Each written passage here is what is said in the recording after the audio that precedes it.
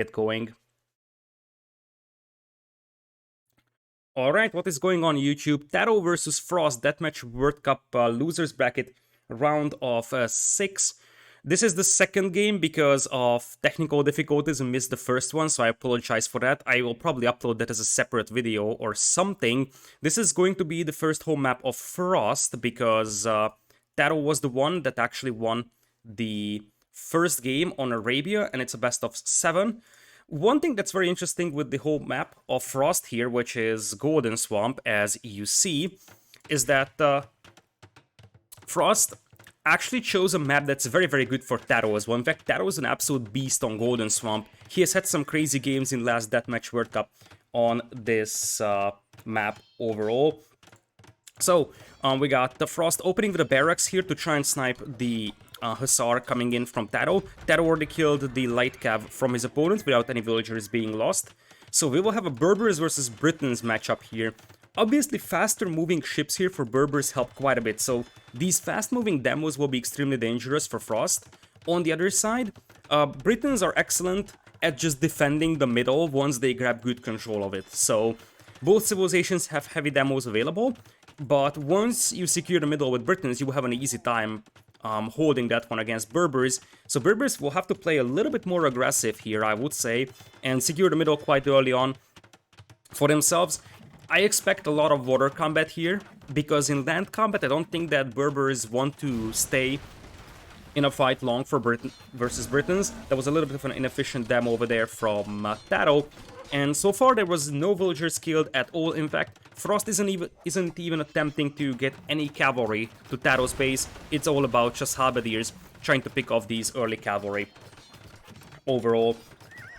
So, castle coming up here for Frost at a key position. This L shape here is just so useful for him, for that castle to protect all of his docks. He's got 2, 4, 7 docks up versus 2, 4, 6, 8 for TaToH. And TaToH's dropping multiple castles, so technically it's possible that we'll see a couple of camel archers appearing on the field. It could be a good unit to loop around and hit the back of the opponent's eco with it. Now, one thing that TaToH did in previous Deathmatch World Cups on this map is play for wood control. So even if he loses the middle, TaToH's concept will be to push the opponent's starting base and try to deny wood, because in order to make ships you need two things. You need wood and you need gold. And you will have a lot of gold from the middle, but if you don't have wood, that doesn't matter. TaToH is securing the right side already with a castle, as that is going to be one of the 2 neutral stones on this map. Relics are actually fairly evenly distributed. You have 2 for each player's side and 1 is in the middle. Currently though, the ship numbers are much better for Frost, so he's at 28 galleons, has 7 demos in the queue as well. TaToH's only at 15 galleons. TaToH's got a crazy amount of galleons in queue. He has queued up 100 galleons in this one. The problem is that he's on 10 docks, whereas his opponent is on 15 and he's making more. So currently both players have the resource to spam ships, but TaToH doesn't have the production to make them as fast as his opponent can. And now with the halberdiers, he's gonna have an easy time to secure the middle. You already have keeps being dropped here by Frost to secure the gold control. That's a little bit sloppy over there, losing a will to the Cavalier. That was the only will building this tower for the time being. TaToH already expanding his eco a lot faster than his opponent though, so you can tell that he's already got 2, 4, 5 town centers or so, and he's adding 2 more. His opponent is a little bit slower with that, so Frost is going for a much more military heavy approach here. So he's at 19 villas only as opposed to 33, but he is double the army as TaToH. In comparison, nice move from TaToH, and I did mention that using the camel archers could be so important here. Just trying to pick off villagers at the back of the opponent's base, especially when the red player is focusing so much on water. It's going to be an absolute pain for him to chase down all of those camel archers inside his base. Britons are slow. They don't really have something that can chase down camel archers easily. So if TaToH controls them nicely, he could do a lot of damage at the back of the base for Frost. Although these castles will obviously limit the amount of damage that can be done. Demos coming in here for Frost, not really willing to commit for the time being, as the halberdiers will also flood the galleons, and halberdiers do bonus damage against ships, so they're not as bad as it sounds like, and they're very cost efficient at taking down a couple of ships here. You see that many of the ships for TaToH are going down. Cannon galleons also taking some shots, but more importantly, there are already 3 trebs being set up to take this castle down. And I'm not sure if TaToH has the repair capacity to keep that up, and that's a very, very important castle because it kind of opens up the way into TaToH's base from the north. Here come the demo ships, and most of TaToH's fleet just sink to the bottom of the pond here. Wasn't the best hits ever, but they were actually pretty decent, and TaToH right now is down to 29 galleons against 50. He's having a nice group of units all around the base of his opponent, so I guess he just wants to surround the eco of Frost and then just completely annihilate it. The problem is that I just don't see TaToH reclaiming water after destroying the opponent's eco. Because he's got 27 galleons as opposed to 43, and he's losing his docks, so rebuilding that is not gonna be an option, and you see that Frost is already adding longbows. Frost will be losing vills here, that's absolutely guaranteed. However, I doubt that, especially if this happens, TaToH runs into the hubs. Frost was probably anticipating this push here, and I feel like Frost will have enough to hold this one, whereas TaToH is just constantly losing buildings. He doesn't have control over the middle, and if he loses his docks, he will have very, very little chance of grabbing the middle. Again, the Halberdiers will clean up the remaining cavalry over here, and the longbows. Right now, TaToH is just using that cavalry to distract the longbows while the camel archers do the damage, but even some champions are being brought in here to deal with the remaining forces. This force is gone. TaToH still has a huge eco lead, but look at this. TaToH's actually housed at 155 vills. He is down to 26 galleons, and honestly, TaToH is losing these houses. And that is one of the reasons why he's constantly getting housed, because those cannon galleons can just take down those houses so fast. And TaToH is trying to rebuild his fleet here. This is something to be careful about. He's making a lot of demos, so he wants to take one decisive engagement here on those galleons, and it could be this one. It could be this one. It is this one, and suddenly the fleet of Frost shrinks by a big margin.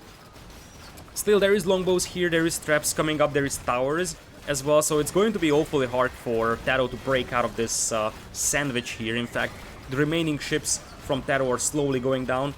Frost still needs to be careful not to lose his entire fleet to some demos, because TaToH is definitely getting some good demo hits in here, but I feel like now TaToH is down to 0 galleons, 1 demo ships, and when there is traps, when there is cannon galleons, take down docks, I feel like these docks will go down really fast here. TaToH, I really don't know how he could actually turn this one around. Like, his best chance might be to just try and push the land eco of his opponent, but Britons are so good at defending. They just need castles in key positions, a couple of longbowmen, and that's going to be enough to hold back TaToH. And TaToH is on a timer. TaToH is on a big timer right now. You see that he's already mixing in light cavalry because he knows exactly that he is not having a huge amount of gold to work with. Frost misses the opportunity to kill some of those light cav with the demos, as the light cav counterattacks are gonna occur. This is actually cost efficient for TaToH, because the thing is that he's using non-gold units to kill gold units, and now TaToH actually tries to crawl up on the pond from the left. Not a huge amount of dogs, but he's got enough gold to potentially get the middle control, and one thing to point out is that Frost doesn't have a huge amount of wood. So if this actually turns out to be a huge water fight, then Frost could have problems controlling wood, and I think that could be the way for TaToH. If he can keep adding light cav into a raiding force, and just make sure that Frost doesn't have a reliable wood income, that could allow him to overrun Frost temporarily on water and secure the middle. A couple of rams will join the party to soak up the arrow fire, and you see that right now TaToH is using Hussar to deal with galleons, but still there's so many longbows over here. TaToH mixing in huge amount of demos, but he will need galleons as well. Here come the demos, and that's quite a lot of longbowmen down. I like that fight over there for TaToH. Those were some very nice demo hits. And now the light cav are coming in. I feel like Frost might be struggling a little bit closing the game out, and TaToH is just so good in late game on this map. I think in Deathmatch World Cup 3 he played like a 2 hours long game where he didn't have a single bit of gold, and his opponent basically consumed all the gold in the middle and still wasn't able to finish off TaToH. TaToH ended up losing that game, but still, TaToH's resilience on this map is outstanding, so he's not gonna give up on this easily. By the way, the score, as I said, is 1-0 for TaToH. I just forgot to add it in here. So some more demos are coming in here. And they're getting some nice hits in, but I think TaToH needs to group up 3 or 4 demos here and then push out with them. Like, if you trickle them in one by one, they will just get picked off by the Galleons. Camel Archer's moving in here from TaToH as well, as he's bringing in the Rams. The problem here is that Britons would struggle really badly against Siege Ram, but Berbers don't have Siege Ram either, so it's not like they have an easy time pushing this middle, and this is why I said that from this point on, all the Briton player has to do is just hold the middle, and Britons might be the best defensive civilization overall. You have the Warwolf traps, you have the longbows, so you can just hold the middle so nicely here with the Halberdiers and the longbows, and TaToH is really on a timer. He's down to 2,000 gold. I don't feel like he's got enough momentum to reclaim the middle. He's going to have to try and rebuild the docks once again. You can clearly tell his game plan here. And now he's switching to fast fires, which I think is a good decision. Like, he's up against so many Galleons that he will never make up for the numbers, but fast fires can overrun Galleons here really easily, especially in such a tight pond. That's the big deal, that there is just no place to micro your ships to, and this is where Halberdiers come into play for Frost. Halberdiers actually take down those fire ships so easily. You see that the main damage on the fire ships is actually dealt by the Halberdiers, and not at the longbows or the Galleons. Some more fire ships coming in here. The big problem with the fire ships is that Frost can just mix in some heavy demos himself and take them down very easily. TaToH still trying to get some demo hits from the other side, but I feel like he's just running out of gold really fast here. 1,000 gold in the bank, and I feel like his gold pile is almost gone, if I'm not mistaken. Yeah, indeed. He's probably less than 2,000 mineable gold left. So, at this point, population is still very close, but TaToH just doesn't have the position on the map that he needs. But this could be a big one. Demos come in here. Nice reaction there from Frost to save the longbowman. Couple of demos will hit the Galleons, though. So the Galleon numbers are not so impressive anymore from Frost. He's down to something like 19 or so. Still, one thing to add is that Frost doesn't really have a huge amount of wood under his control. You see that he's taking like 2 free forests, basically. So, if TaToH could raid that, that could be one way for him back into the game, but TaToH is running out of both wood and, more importantly, gold in this one, and I just don't think that you have the power to push this establishment without any gold. That feels just a little too low to work with. Camel Archer is taking the fight over here. Demos moving in as well to deal with the ships, and TaToH's military is just disappearing on the field. He's just full demos, and indeed, Frost 9 will take game number 2 over here. I was a little bit skeptical about Frost selecting this map as his home map, because TaToH is very good on this map. Overall, GL players are very good on this map, but Frost actually played this one really nicely. The key thing was that TaToH had a civilization that was capable of sniping whales with cavalry, but he wasn't able to, so all the docks went up for Frost. Also, TaToH went for a much more eco-heavy approach. You could tell that there was like a 33 to 19 will lead for him. That was because he added TCs faster. But the problem with that was that his opponent just went for full army, secured the middle, and from that point on he just needs to hold it, which is easier said than done. But if you can hold the middle, especially with Britons, which is a very good defensive civilization, then your opponent is going to be on a timer, and that's exactly what we observed over here. Overall, gold count is actually surprisingly close, but the reason why is because neither of the players really started mining the middle. So TaToH actually resigned when he ran out of gold. If he were to continue playing longer, then this gold count would be heavily in the favor of Frost. And you see, this is the point. That 6-minute mark, when Frost has like double the army compared to TaToH, this is where you can secure the middle. And from this point on, you could tell that they just started trading evenly, both players dropping in numbers, but TaToH having a harder and harder time to replenish his fleet and army as he was running out of resources. This brings us to the home map of TaToH, which would have been the case anyways, because game number 3 is the winner of game number 1. Picks a home map and 2 civilizations. It's going to be Fair Civs Cup selection. It looks like TaToH is going to go for the good old-fashioned Arabia Goths versus Huns setup. Something that we have seen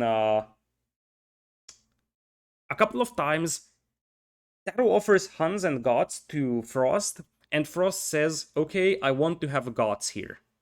And I think that's the right decision. I think Gods are unbeaten against Huns on Arabia in DM. Technically, Huns have the options to beat them, so Hunnic Cavalry Archers kill the Halberdiers, Paladins kill Huskars. Sounds easy. The problem is that Gods can just flood you so much, and it takes so much effort from you to manage all your Cavalry Archers. You just look away for a second, the Gothic Halberdiers close the distance, and you would just lose 20 Cav Archers and suddenly you fall behind. So I actually like Gods here more in this setup. The Hun player has to be very proactive with the Villager snipes at the beginning, because Huns are definitely super good at just killing wheels early on with the faster working stables. I could even justify a Tarkin's opening here for TaToH, because you want to get to cavalry very early on to kill wheels, and Tarkin's train faster than Paladins are. So, new to AoE and DM just seems Monka-esque. DM is a weird way of playing this game. Usually, there's very few DM tournaments, but it is sort of a nice little addition, and it sometimes is nice to cast. So, it's not something that I would do on a daily basis, but every once in a while when you have a deathmatch event, it's nice to have.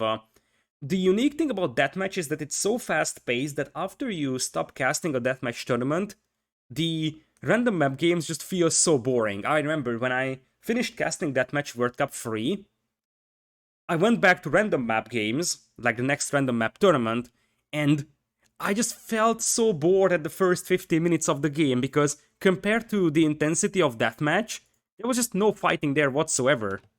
Alright, welcome to game number 3. This is going to be TaToH's home map. We will have Huns for him in blue on the right side. Left side is going to be Frost 9 as Gods. Esigat Kazidino, thank you so much for the new sub. I appreciate that a lot.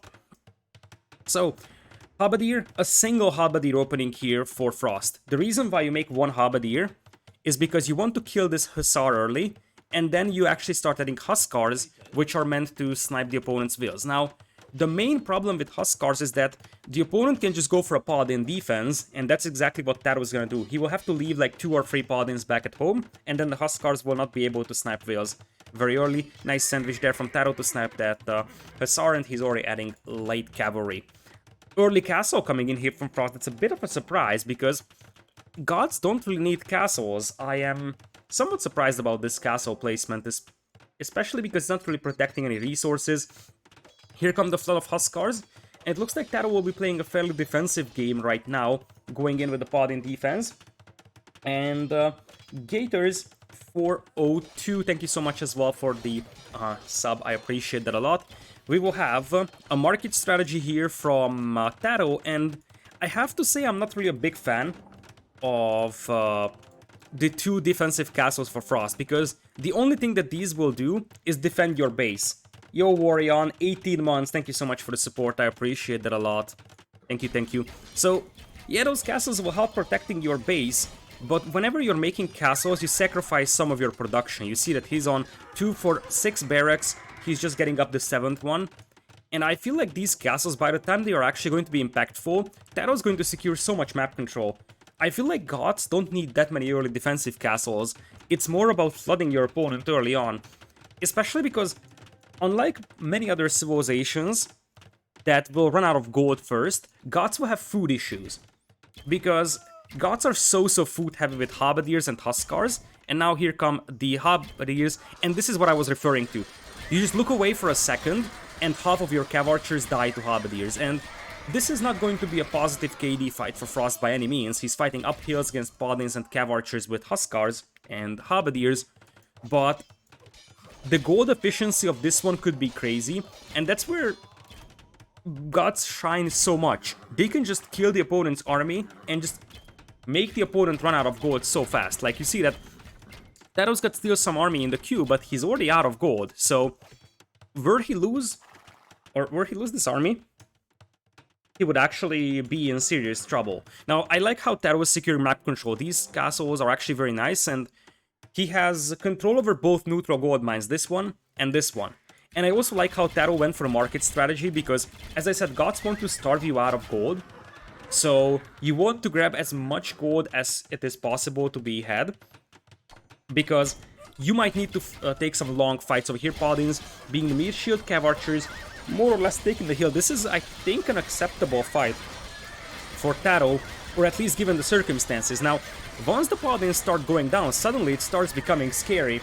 And I did mention that Huns, I think, are winless against gods in this game. TaToH is trying to come in here to snipe the traps with the Paladins. A little bit of a miss-micro there from Frost, losing a trap to the Paladins, but still that castle ain't going up, and I don't see the Paladins anymore for TaToH. And when the Paladins are gone, suddenly the Huskars will overrun the Cav Archers. Paladin numbers crawling back for TaToH, both players having very close eco numbers. Paladins will once again try to snipe that trap, but TaToH will still lose the castle. Now, Hunnic castles are pretty much made out of cardboard, so they only have 5000 HP fully upgraded. Gothic castles aren't super sturdy either, but they are definitely a little bit more powerful than Hunnic castles are, and this is the problem that Huns don't want to face. Just look at this flood, and TaToH is out of gold. He has 23 on gold, so he can actually replenish his army to a certain extent, but you see that he's got 12 Paladins in a queue, whereas his opponent still has a huge amount of Huskars, and once the Paladins disappear, the Huskars will overrun your Cav Archers. I just don't think that, like, TaToH was the one offering Huns and Gods to the opponent, and his opponent picked Gods, but I think from what we have seen in this tournament, Gods is the predictable pick nowadays for this one. Nice move from TaToH to loop around with the Paladins to try and snipe the traps and save the castle, but the castle is gonna go down to the infantry anyways. Bit of a wasteful move from Frost, not protecting those with a couple of Halberdiers, but now TaToH's eco is getting rampaged and he's losing control over 2 gold mines. His opponent only is 6 on gold, and one thing to point out is, as I mentioned, Gods will have food issues. So you see that it's only 20 on food for Frost, and he's out of food. But now I have to say that TaToH's cavalry numbers aren't looking that promising. It's double the army for the Gothic player here. TaToH obviously has a massive KD advantage, but that's pretty predictable against Gods. We will have the castle cleaning up the Paladin here more or less. Frost already collecting relics, but he's not actually pushing either of the neutral gold mines. So he's gonna have to play a fast game here, otherwise he's gonna have gold control issues, and now he's mixing in some Scorpions against the CA. This is a huge one. TaToH could be losing quite a lot of villagers, and that helps quite a bit because you want to limit TaToH's gold income as much as possible. Now Scorpions come in, traps with the hill advantage, and we'll take some shots on the castle. TaToH is actually taking an okay engagement here with the help of the TC fire, and I don't think that this overextension is worth it for Frost, because now his Scorpions are defenseless. I don't think that he should have committed to this. He's got no army to protect those Scorpions, but this could be a grave mistake for a red player, because if he didn't overextend, he would have the army right now to protect those Scorpions. He will lose all of those Scorpions, because he just went in with that army, and I saw little value in that army diving in there, and all the Scorpions are now going down. I feel like TaToH misplayed this, or Frost misplayed this one a little bit, because he overextended. If he just protects those traps with that group of army, he would have destroyed this castle, and after that castle is down, suddenly he can push up, and this is the real problem of Gods. It's easier to add villagers to gold like TaToH is doing, just spam vills on gold when you run out of gold, compared to adding farming eco. Adding farming eco requires a lot more macro because you have to build those, and you also have to get quite a lot of vills on wood. So this is the moment where Huns actually start taking over the game, and now it's 2 gold mines in the hands of TaToH, so he has got every tool he needs to win this one. I think TaToH's hold here was just good enough against the Gothic player's opening to now start securing the game, because once that initial flood of gods is gone, suddenly I think Huns actually are better, because the Paladins and the Cav Archers give you a very good raiding potential, whereas Huskars are easier to clean up.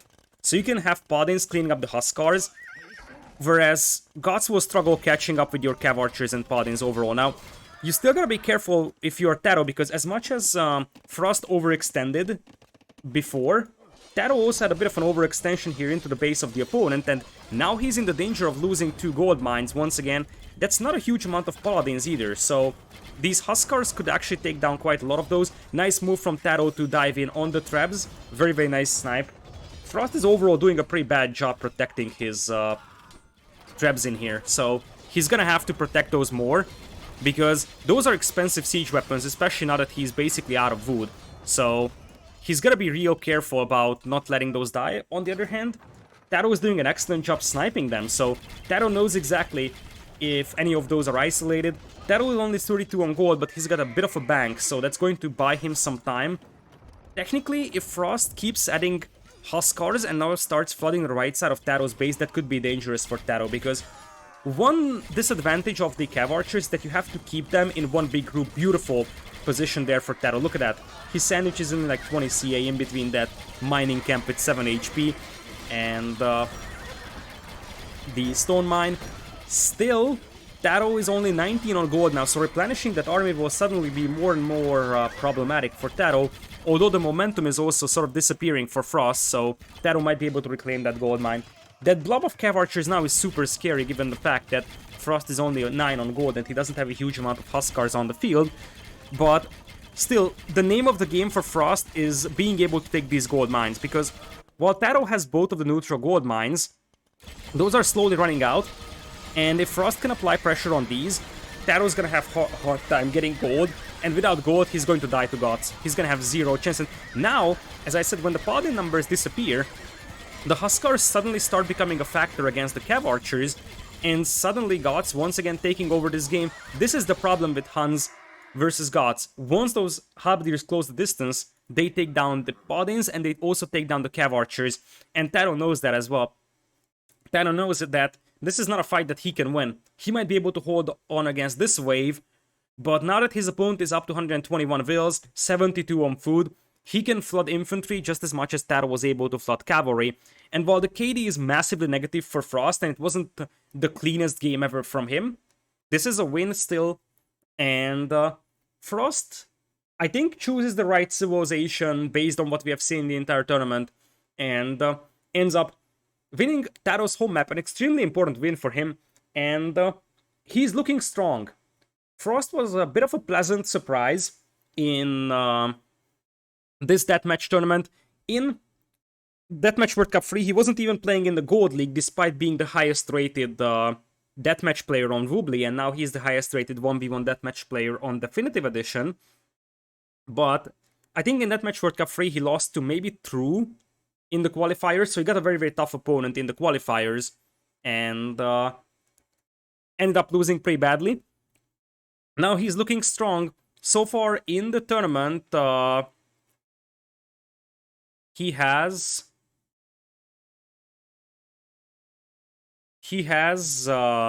beaten, let me check, Frost 9.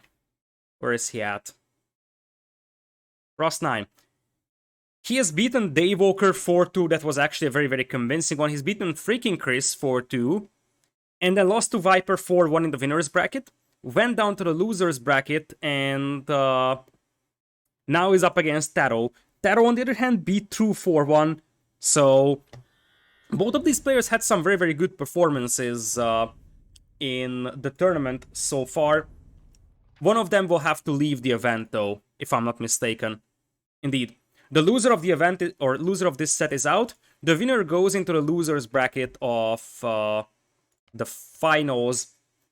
We will have mirrors from now on. So, starting game number 4, it's always going to be mirror civilizations.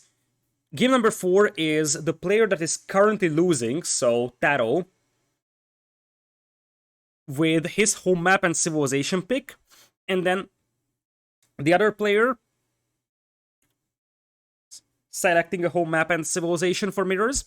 Then game number 6 would be a Celts Acropolis game, and game number 7 would be a Four Lakes Burmese mirror. So, we will have Berber mirrors here for Ghost Lake. So TaToH loves his Berbers apparently in this one. So Ghost Lake Berber mirrors is an interesting one because Berber mirrors has quite a lot of levels. Eventually that's a heavy camel opening because the camels will be good against the first Hussar. Then it's going to be good against the Cavalier. And because of that you will probably see camel mirrors. And the real question here is that camel archers will destroy the single camels. but it takes some time to get to Camel Archers, especially building the castles is what takes so much time. As we jump into game number 3 over here. So, Camel Archers take so much time to get to, and you could get easily overrun by just simple heavy camels if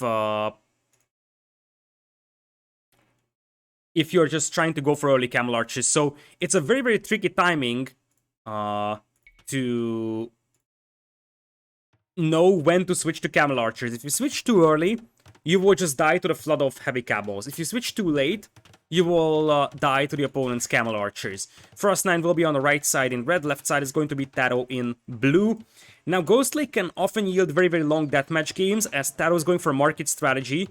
And you can see that, for example, Frost goes for the early castles. In here, this Camel is having a rough day today, as TaToH dives in with the light cav, finds no vills to kill. But we will see the market, and TaToH already sells quite a lot of wood and food here for some extra gold. He's opening with 3 stables and heavy camps, but you see that his production isn't going to be great, whereas his opponent is already on 4 stables, going up to 8, and now the camels are coming in. So the numbers will be better eventually for Frost. TaToH coming in with some nice walls, by the way. That base layout is beautiful. Look at that. All of those walls are walled in by stone walls, which are not banned in this tournament. Other side, there is a bit more of a hose on Frost's base, who's going for some early monks. Now, this map, as I said, could go very, very long. So you want to grab relics as fast as possible, especially if you're Frost. Look at Frost's relic placement. Both of those are on the front for him, whereas TaToH's relics are much safer. And also the neutral relic in the middle is closer to TaToH, so it might be the right decision from Frost to go aggressive on the relic hunt, because otherwise TaToH could get to 4 or maybe even 5 relics, especially if Frost loses ground over here. For the time being though, it's double the army for Frost. This is what I mentioned, that if you go for a lot of castles early on, then you could easily get overrun by heavy camels. Now, the thing is that there is multiple defensive castles up for TaToH now, as he's also going for the monasteries. And from this point on, I'm starting to like TaToH's position a little bit better. He's expanding his eco quite rapidly, and now he's gonna have the Camel Archers out. These also regenerate health, and also are trained a lot faster from the castles. So you see that they are trained super fast, thanks to Kasbah overall. So, look at that though. Look at Frost! This push was all about yoinking that relic. The big relic haste comes in here. He pushed out with the camels, and just yoinks that relic away from TaToH. This game, as I said, could go very, very long, and because of that, securing relics could be huge, and this could be a big sandwich here by Frost. I'm not a big fan of him attacking from the north. He should have looped around, I believe, and then he could have sandwiched TaToH's entire army and destroyed that. That could have been a massive, massive hit to TaToH. Beautiful castle location over here from Frost, as neither of the players lost a single villager so far, so neither of the players actually committed that much to pushing the opponent's eco. 69 camels, nice from TaToH, which is actually Frost. I'm always confusing the two players. Did they switch colors? Let me think. No, they didn't switch colors, but for whatever reason I always associate red with TaToH. I don't know why. I think TaToH plays so much red when he's playing random map games that I often associate red with TaToH. Alright, so now we got 27 Camel Archers versus 31. Those are fairly even. But look at this. This is the first villager kill of the game. Beautiful find there from Frost. I love how he's keeping a couple of camels on this gold mine and preventing TaToH from getting a castle up there. And this could be huge as well. Frost is just playing out of his mind. He's just playing so good in this one. We haven't seen the first game. It was a silly mirror, but due to technical difficulties we kind of missed out on that. But that was a fairly decisive game for TaToH, so maybe Frost wasn't warm up appropriately, and now TaToH's gonna have to chase this army down. He will do so. Behind this one there's a camel for TaToH also patrolling here, so he could take one villager down from his opponent, although technically the castle could hold that one. For now the middle is a bit of a stalemate, and TaToH also finds a will kill here. That was a little bit sloppy from Frost there, allowing that to happen, but I guess he's focusing on microing his units in the middle, and also microing these units, as we're seeing Hussar being added by Frost, because he's running out of gold. He's at 14 on gold, TaToH is at 20. Ecos are actually fairly close, but TaToH is not pop-capped, and Frost is. So, Now it's going to be Camel Archers taking some good fights over here. Bombard Cannons are also in the party, but I feel like Frost may have mispositioned his army here a little bit. Still, I like this fight for Frost, because he pretty much cleans up all the camels from TaToH, and now you see that TaToH is forced to retreat here. That was a big cleanup. Overall, the military numbers are way better for Frost, that's why he has the population lead. And the Hussars are an excellent, just cost-efficient meat shield in front of those Camel Archers. Overall, now we're gonna have the castle up here for TaToH, but once again, the Camels will try to just deny that gold mine as long as possible. TaToH reacts and secures that gold mine. So both players have one neutral gold mine. By the way, this is a very, very unlucky neutral gold for Frost. In fact, Frost's map is awful. So he had way worse relic positions, he's got way worse gold positions. He's actually very unlucky with this map. And the fact that he's able to still be in a very, very competitive, if not even a directly winning spot, tells a lot about how well he's playing, because Frost is having an excellent game in this one.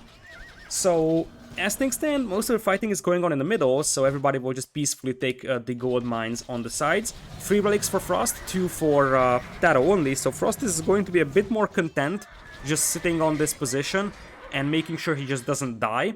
And I love this. 3 monks being added is so huge, because while the Camel Archers still regenerate, 3 monks being added here allows him to heal his army a lot easier. And now he's bringing 5 Bombard Cannons. TaToH's going to dive in with the Camel Archers to snipe the Bombard Cannons. That's guaranteed. And for now there's still 4 Bombard Cannons up. The castle is in flames. And it looks like TaToH won't be able to access those Bombard Cannons, because his army numbers are still not there, and now he's in the tricky position that he needs to hold that castle, because if that castle goes down, suddenly he's gonna fall behind in Camel Archer production, because he would be down to 3 castles only and 1 on the north, as opposed to, I think it's 5 castles from Frost. TaToH tries to dive in to try and snipe the Bombard Cannons, but apparently Light Cav decided otherwise, and they're not going to take down the castle over here. 4 Bombard Cannons will finish off the castle from TaToH, and now TaToH is down to 1, 2, 3, 4, 5 castles still. TaToH actually tried contesting this castle with a trap, but the camels will dive in and snipe that. Still, that is 60 Camel Archers for TaToH against 49, so temporary advantage there for our blue player, nicely sniping those Bombard Cannons, buying himself some time, as he will be forced to rebuild that castle. So, even though this push was nice from Frost, I don't think that's going to be a decisive push, because TaToH is still going to be able to rebuild that castle, still keep that gold mine. Obviously, it wasn't ideal for him, but it's far from being the end of the world. Now the Hussar dive in, and they will be the meat shield in front of the Camel Archers, and TaToH might be forced to retreat here. Nice fight overall for Frost. It's going to be a big trade of Camel Archers, but this is why having the Hussar here is so important. They are just the meat shield, and in such big battles, it's impossible to manually control all of your army. It's just impossible to do it. So your Camel Archers will focus down the opponent's light cavalry in many cases, and what that results in is that your own Camel Archers can take down the opponent's Camel Archers. Now it looks like we will have Frost coming in here with traps to try and contest the other castle, which, by the way, controls this crucial stone mine. TaToH takes the hill to take down the traps with. Frost underreacts to this one. He will just lose those traps.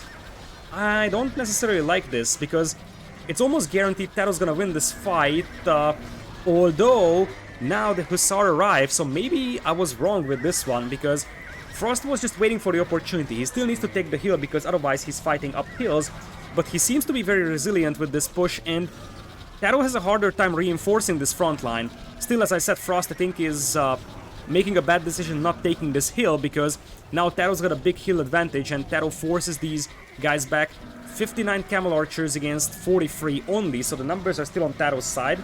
But TaToH lost another crucial castle, and he will be forced to rebuild those. Luckily for him, he can still afford to rebuild them. That's the most important thing. And I feel like now the Light Cav meat shield is there for TaToH, but not for Frost. And you see that Frost is just losing Camel Archers while he's focusing the Hussar. TaToH also has the hill advantage here. And now it's 35 Camel Archers against 31. So TaToH is just mixing in just enough meat shield to allow him to finish off the camels of his opponent. Now, there is a couple of Bombard Cannons here. You could make a couple of Cap Drams even for Frost. because Rams would be perfect to soak up arrow fire here. And even just 2 kept Rams would allow him to divert some of the arrow fire from the Camel Archers to the Rams and potentially finish off the opponent's Camel Archers. Both players will lose significant numbers here, and TaToH is the one that decides to retreat. Yes, you can play a Civ multiple times because of the civilization selection rules of the tournament. So that's basically the case for Deathmatch. It often is the case for Deathmatch, like non-mirror Deathmatch tournaments, because you can't repeat mirror civilizations, but you can actually have civilizations that were played in the first, or game number 2 and game number 3. That's basically the short overview of that. TaToH is trying his best to snap those expensive bombard cannons with light cap. He will do so with 1 and he will do so with 2. Very, very nice snipes over there from him. Remaining Camel Archer numbers are absolutely even, and this is where you will start thinking about controlling wood lines. As I said, this map can go very, very long. Frost is pop capped, whereas TaToH is just getting there. And I think that TaToH might be in a slightly better position to secure wood lines, because Frost is going to control these, but TaToH's got so much over here. And TaToH is already doing the right thing, I think. Dropping a castle here. If you're Frost, you probably want to drop a castle somewhere around over here to secure this corner. And I think that that's probably going to be the case, because I see siege workshops coming in here for bombard cannons to push this side. I think Frost could stop that castle. And I think he will see it. Frost could stop this castle. He sees the castle and immediately reacts. That was a very, very nice reaction. TaToH might actually try quick walling, but this castle shouldn't go up here. And this is going to be a crucial moment in the game, because TaToH might actually lose this castle foundation even to bombard cannons without being able to finish it. In exchange, TaToH comes in with a lot of light cav, and the eco that was once better for Frost is now going to disappear. That light cav rate could be crucial. Frost trying to go for stone walls, something that he does quite frequently overall in deathmatch games. But Frost is gonna do the exact same thing. Nice quick walls over there from TaToH just in time. Still, the light cav could run in and look at TaToH's quick walls. These are so crucial, because now the Hussar numbers are just going down to the castle fire here, and barely any of them will stay alive. Frost is down to 94 wills, so he's gonna have to do some eco damage on TaToH, otherwise he will fall behind economically. And he's also losing the north. This gold mine is still available. This has about 400 gold, which could be extremely important. In exchange, TaToH actually gets a nice raid in. This raid is actually pretty decent as well from Frost, though. TaToH doesn't seem to have the beef to clean this up, and both players drop down to 90 wills here, still having 180 population. A little bit of a sloppiness here from Frost, though, that he leaves that bombard cannon open, and it looks like Frost has to take all his army back to the north to clean up this raid and stop this push, but that allows TaToH to get this castle up. This castle wasn't finished up entirely, and that will result in TaToH being able to finish it. He might even repair this one with the remaining stone he has. Still, it's 73 Camel Archers against 64, but no meat shield in front of this one for TaToH. TaToH cross forward another castle, and this stone mine is going to be extremely important for TaToH as well. Just securing map control with more castles or maybe towers as well. Still, this is 2 traps, 2 bombard cannons with hill advantage, so I don't think that castle will stay up for long, and there is heavy camos protecting these, so TaToH shouldn't be able to snipe these, and he might actually end up taking down one of the traps, indeed, but that's not going to be enough to hold this one. I love these stone walls from Frost, because look at that, TaToH just wants to run into his eco, but he won't be able to. TaToH brings in the Rams. This could be a moment for Frost to sandwich this army, though. If he loops around and hits the back of TaToH's eco, he could trap that army in there. For now, it looks like we'll have a castle as well from Frost on the south. He also secured the stone mine for himself, and now indeed TaToH's gonna withdraw from this engagement. The walls are open, but you gotta wonder if TaToH wants to commit to this, especially with now he is being flooded with camos. This is why I was telling you about the kept Rams. They soak up so much arrow fire that you see that Frost was actually busy taking those down and he wasn't able to focus TaToH's army. Still, this is the moment where I think Frost could chase and finish off this army of Camel Archers. Light Caps coming in here to try and snipe the remaining siege weapons from Frost. But where is TaToH's Camel Archers at? I don't think this is 66 what I see on the screen. Okay, he's got some over here on the south, and he's just merging the armies. Indeed, it felt a little too low numbers. Now Frost is gonna have to fight against that trap. I think he might be assembling a force of Hussar to dive in. It's going to be tough because that's quite a lot of camel archers, and now he's diverting all his forces to the south. As things stand, the ecos are still very, very close, and you got even army numbers as well. TaToH notably hasn't gone for a single bombard cannon, so he believes in the power of traps, whereas Frost is a believer in bombard cannons. And he might be a believer in bombard cannons, but that's going to be another one going down. Nicely done by TaToH to snipe it. And this one could also go down. Frost will snipe one of the traps though. The castle is still lit ablaze, and I think that that trap might be enough to finish it off, because it's only 5 wheels repairing. Now Frost is going to dive in with the light cav though, and snipe the trap. This is a lot of meat shield in front, so that's going to be a tough one for TaToH to take. I love how he's actually taking the hill here as well to defend. We're gonna have the castle stay up for now for Frost. Still, this is a beautiful defensive position for TaToH, and I really like how he's already taking this wood line. Take it as long as you have it. So even if he loses this castle, the key concept is that he's taking this wood line, and the ones that are safe will be there for him later as well. So I like how he's taking those, and Frost should do the exact same thing with these wood lines while he can. He should take it, because once we go into like a very, very late stage of this game, suddenly the wood lines on the front will be a lot more exposed. TaToH actually selling quite a bit of resources for a bit more gold, so he probably wants to add some more camel archers so he can edge out an advantage, and he does have a decent advantage when it comes to camel archer numbers. We're talking about 51 camel archers for Frost versus 68 from TaToH, and TaToH has 22 in queue, whereas his opponent only has 4. Both players just using cavalry as a meat shield right now, so you have to manually focus down the opponent's camos, but this bombard cannon is helping so much here for Frost, and indeed TaToH is going to be forced back here for the time being. He's going to repair that castle, and he still has a huge amount of stone. Beautiful move from TaToH though to dive in on those bombard cannons. He takes down 2 of them. Very nicely done by him, and I feel like TaToH might have enough army here to hold this one. Although the Hussar numbers are still non-existent for TaToH here.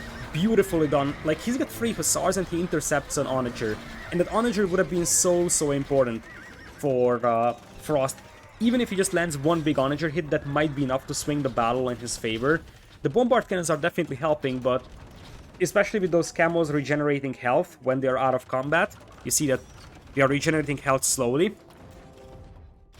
That actually just means that it's going to be so hard to clean this army up. One of the reasons why this game is a bit of a stalemate is that the camos just regenerate health, so it's actually hard to kill the opponent's army.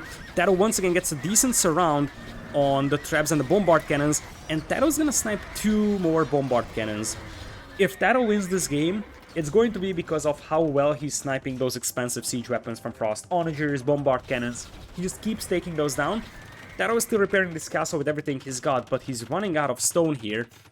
And one thing to consider is that this castle seems to be dead anyways, but he's going to spend a lot of stone repairing it. He's probably assembling another force of Hussar to dive on the traps. Frost needs to block the movement of those Hussar. You can tell that he's blocking the movement of the opponent's Hussar to these 2 traps with the Hussar, and the camel archers are blocking the Hussar from accessing this trap, so he's using his army to block it, and now that the castle is gone, this might be the time to commit. TaToH was waiting for the opportunity, and he's trying to snipe the traps as fast as possible, but this means that TaToH's camel archers could be overrun, and honestly, whoever loses his camel archer numbers is going to lose the game. Camel archers have so good resource retention, they're so good in resource efficiency, that whoever loses those will just have no shot at dealing with the opponent's camel archers. Now, I feel like Frost actually let this slip out of his grasp. He just allows TaToH to leave here, which is not ideal by any means, because now TaToH can establish a huge force on the north, and this is what TaToH is focusing on.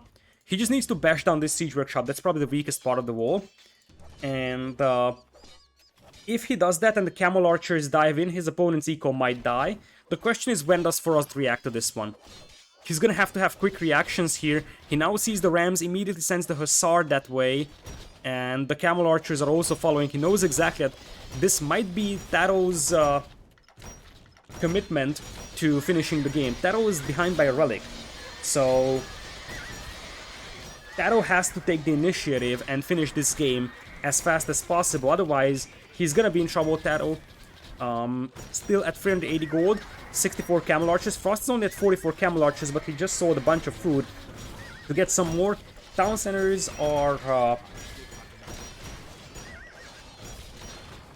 going to be going down here for Frost, but those expensive rams are also going down. Frost will lose quite a lot of eco here, as he will have to clean up those light calf, but I feel like Crisis averted, so to say.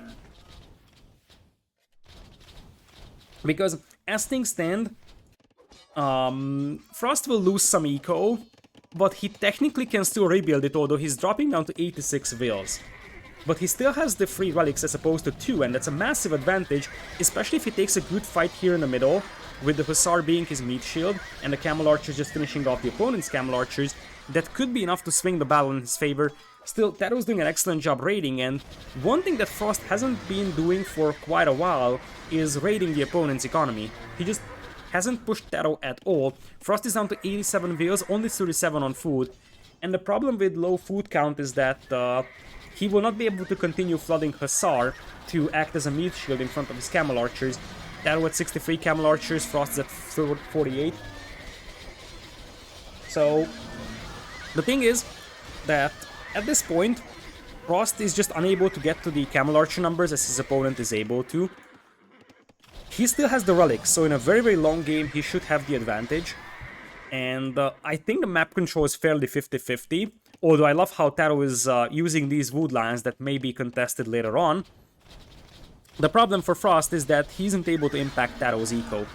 If he was able to divert some cavalry for some raiding, like send in 15 light cav or Hussar in this case, in here, that could actually hurt quite badly for TaToH, just like TaToH is doing. He's diverting some of his forces to get some eco kills, and if he finds value like that, that's crazy. When the map is running out of gold like this is a jackpot for TaToH.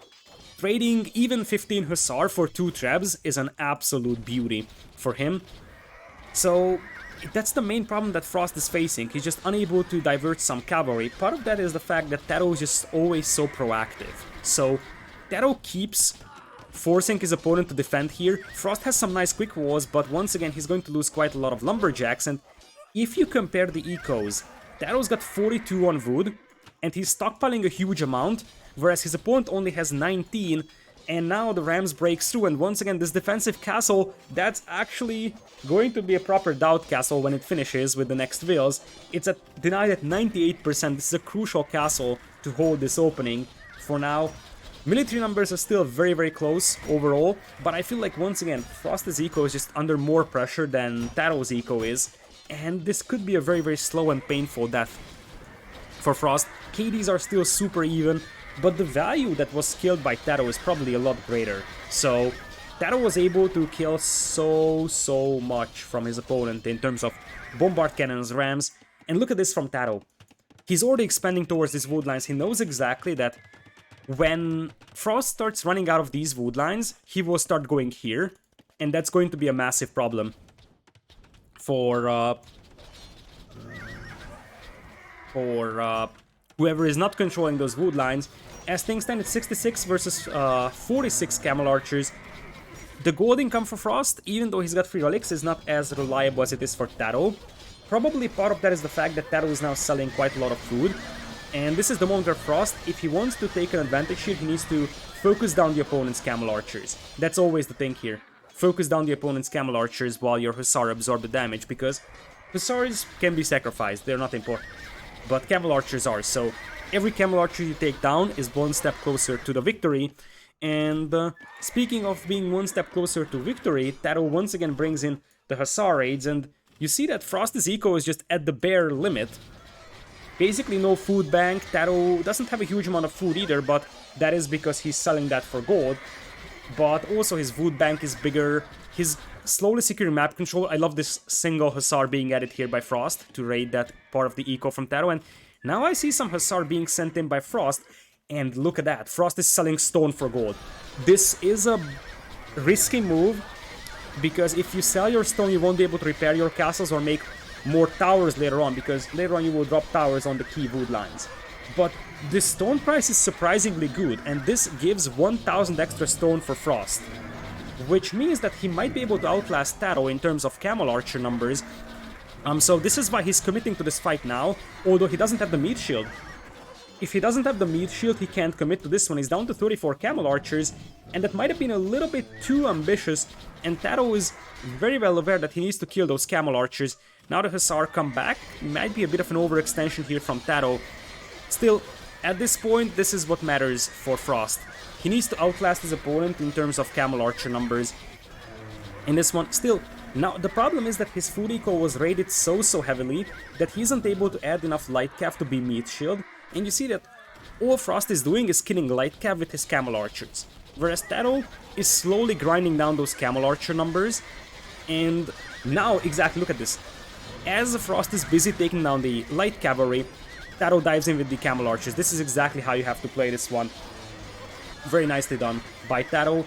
And I feel like victory is slipping out of the grasp here for Frost, despite the fact that he still has a pretty convincing score lead. Probably comes from the fact that he still has one relic extra compared to TaToH. But I feel like TaToH's got the momentum. So you are gonna have a castle slowly going down here. A trap is out as well, but the walls will be knocked down once again. And oh, look at this, TaToH, that is so well done by him. TaToH is just doing an excellent job sniping the siege here, and now even greater for TaToH, he finds that there is a hole here. There was a hole here the whole time, and this might be the final nail in the coffin for Frost. Because he's gonna have to have all his army here to fight this, but if he has that, the light cav will run into his eco, he might still lose that castle, and TaToH just adding a couple of rams to soak up arrow fire. Frost is down to 35 camel archers, although it seems like TaToH will be forced back for a time being. This trap is gonna go down. Frost, it looks like he hasn't lost a huge amount of eco. He did lose quite a bit of wills, but I actually expected more kills from TaToH. He's actually sent some of his light cav back to the combat. So TaToH could have probably killed a little bit more, although he still has a couple of light cavs inside the base of his opponent. Frost slowly falling behind in population, and I just feel like there is just no momentum going for him. And he's got the one relic advantage, but the eco of the opponent is so much greater that TaToH is still better off just gathering food and selling it for gold, as he's doing right now. Notice that he's not selling wood, because wood is going to be an important resource in the long run. But TaToH is still better off just gathering more food and selling it compared to having one relic. So that like 20 wills advantage on food actually matters quite a bit here for TaToH. So for now, it looks like Frost is stonewalling off some of his base here. Look at that. He still needs to address this issue here, because TaToH could just send some more light cav in, and I believe he will. He knows exactly this opening is there, and Baradin, thank you so much for the Prime sub, I appreciate it a lot, welcome. Thank you. So you're gonna have the Camel Archers taking a good fight. This is actually a very good fight here for Frost, just the type of fight he needed. The problem is that once again, he's unable to take down any Camel Archers from the opponent. Like, he might have killed one or two, but TaToH is doing a beautiful job just withdrawing his Camel Archers in the moment he feels like they're actually being threatened. And now he's assembling a push on the south. These are crucial wood lines for Frost for a very late game scenario. He's not chopping wood at all, to be honest. He's only 10 on wood. So this is where things get really rough for Frost. He's still decent in population, overall villager and military count, but that Camel Archer number is not something that I'm a massive fan of anymore, and I don't see him being able to catch up to TaToH's Camel Archer numbers. TaToH's Camel Archers are just so well preserved by him. It's about preserving your units right now, and despite the KD being dead even, look at this, once again, TaToH, just these small things like taking the hill here and forcing the opponent to take just a slightly worse engagement than he does is just crucial. And now I think TaToH knows exactly that he might have the numbers advantage, and he can dive in on the opponent's Camel Archers with his own and just try to force a decisive engagement. Replenishing army is going to be harder and harder for Frost. I think the only shot here for Frost is that he has to use that 76 Veils on food to try to get some Hussar into TaToH's eco. If the meat shield disappears from in front of TaToH's army, there could be a small chance. But look at what TaToH is doing. He's diving in and sniping camel archers. This is exactly what he has to do, because the Hussars are something that you can sacrifice.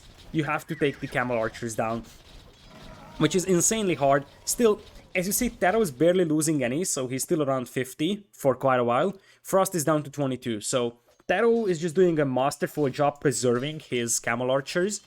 And now, I just don't think that there is enough momentum for Frost here anymore. He's just running out of juice wherever I look. He's got 10 on wood, 78 on food is still admirable, but once you have to reseed those farms, that's going to be problematic. And I think Frost also knows that he's got one shot in this game, and that's a big raid. But there is so much arrow fire here, man. Like, look at this. How many Veils did those Hussar kill? I don't think they killed anything. TaToH's reaction was so fast, and the TCs, the castle fire... Like, the army of Frost just evaporated here. I don't know how many Veils they were able to kill in this one, but I would say less than 15. TaToH is at 94 Veils, and he started from around 100. So, yeah, obviously idle time is there, but that was the entire army that Frost has had, and those were just massacred. The castle positions are so nice here for TaToH, by the way, in the middle of the farming eco, and now this looks really grim. What round of event? You mean what round of Deathmatch World Cup? This is round of 6 on the losers bracket. The reason why I don't have it in the title or up here in the bar is because the brackets are pretty hard to explain for this tournament, because it's a double elimination with the final playoff bracket that is also a double elimination playoff bracket. So the most important thing is that whoever loses this is out. Whoever actually wins this will continue on in tournament. So the loser of this set is going to be out of tournament. TaToH still has 52 camel archers, and now it looks like Frost will just go for the full Hussar flood. He's assembling another force, but I just doubt the cost efficiency is there for these. Like, he may have actually lost more food using all those light cav to raid compared to the amount of food TaToH lost on those Veils. And now we're gonna have the Hussar coming in, and I did mention that this hole is still here, and TaToH knows that. TaToH knows that exactly, and unless Frost has a very quick reaction, that might be the final moment in the game, because while TaToH has very good protection for his farming eco with multiple castles, this area for Frost's base is wide open for raiding. Frost tries to quick wall this as much as possible with houses and siege workshops. Nope. Nope. That ain't gonna happen, and even if it happened, I mean, that's quite a lot of Hussar that can just bash through these half-finished houses. Frost has no tools of stopping this one, and while Frost is distracted, TaToH might actually land the final blow on that Camel Archer army. TaToH is still at 49, his opponent is down to 17, and TaToH seems like he's gonna be able to outlast his opponent in here, because even though he's behind by one relic, I just feel like Frost is just losing all momentum that he has had. He is basically out of resources. He's got very limited wood income. Food income is still good, but it's constantly under pressure. He doesn't have the Camel Archer numbers. Whereas for TaToH, it's a very consistent food income. He's got a consistent wood income as well. Securing neutral wood lines as well. So now all TaToH needs is just a bit of a siege, but look at how good fights he's taking. Those traps are extremely expensive for Frost, and TaToH is just doing a masterful job sniping them. Frost actually cleans up the army inside his base and he's still pop-capped, but this is looking awfully rough for him, because he's gonna have no map control. So we're getting to a stage where at some point Frost is gonna have trouble reseeding these farms, because he's going to be running out of wood. It's going to be a very slow grind for TaToH, but TaToH has the advantage, and I think he knows that. In fact, the score already switched, so from this point on, it just seems like a matter of time, unless Frost can land like a huge raid. I just don't know where. If he's able to get 20 light cav into this part of the eco for TaToH, that should be sufficient, but I just don't know if he's capable of doing that.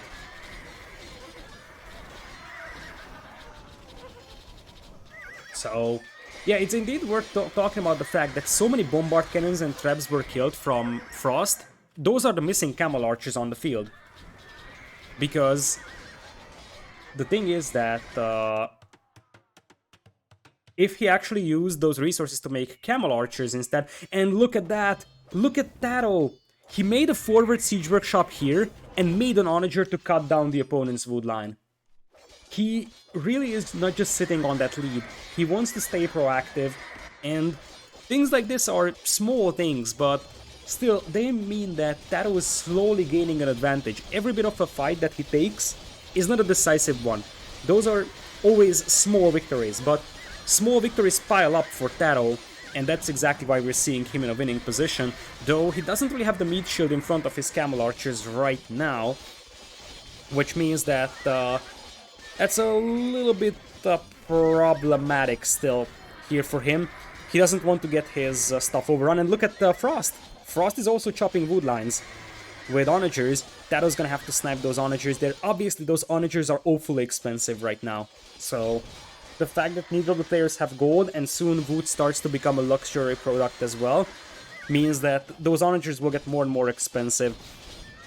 So one thing to point out is that Frost still has a castle here, which allows him to control these wood lines. I believe that these were also onager cut, because the way that they are cut down is very awkward, and I don't think those were wills.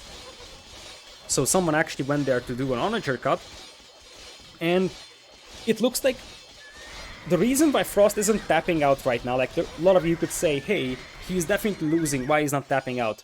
The reason why is because he's got 3 relics. And in very, very, very late game scenarios, when there is just very limited amount of resources remaining on the map, that extra relic could start swinging the battle in his favor. Still, as long as TaToH is sitting on 54 camel archers and his opponent is only on 26, that feels just a distant dream for Frost. And it's actually pretty easy to preserve those camel arch numbers for TaToH, because they even heal themselves while they're out of combat. So, like, look at that, all of them are full HP. That is just crazy. The same thing can be said for Frost, but obviously TaToH has way better numbers, so that's an advantage for him. Once again, it looks like Frost wants to send in a big wave of Hussar into the opponent's eco. That's a bit of an ambitious move over here, but TaToH doesn't seem to have the Hussar numbers anymore. So this is a moment where TaToH is going to be forced back, and finally, I think for a long time, this is the first fight where Frost is actually able to kill camel archers. He needs to focus them down, but he was able to get a couple of kills, and this is what I was referring to. Because now TaToH is going to have to run quite a bit, and nice reactions from him. Still, now his food eco is sort of in a bad spot. If Frost is able to keep applying pressure here and bring in the next wave of Hussars, this might be sufficient. Because you could slowly grind down TaToH's food eco, and once you grind down the food eco, you can just get Hussars in as meat shield, whereas your opponent will not be able to. And the camel archer numbers are steadily increasing for Frost. Remember, he's still having 1 extra relic compared to the opponent. TaToH brings in another onager with the intention to probably cut down at least these wood lines, but potentially even this one. He knows exactly that he needs to control wood, and one of the reasons why Frost is in a rough spot is because TaToH is sitting on 6,000 wood, whereas his opponent is only sitting on a lot less, and here comes the onager to cut it down. On the other hand, finally you have a nice sandwich here, in fact a very, very nice sandwich for Frost. This is actually a rough fight for TaToH, losing quite a lot of camel archer numbers. This was a very, very good one for Frost, and he's continuing to pursue that army. This is a fight that Frost might need to commit to with his camel archers, because he's grinding down TaToH's numbers. TaToH's down to 48, and he's got no meat shield in front, so if Frost focuses down those camel archers, he could dramatically decrease the remaining camel archer numbers for TaToH.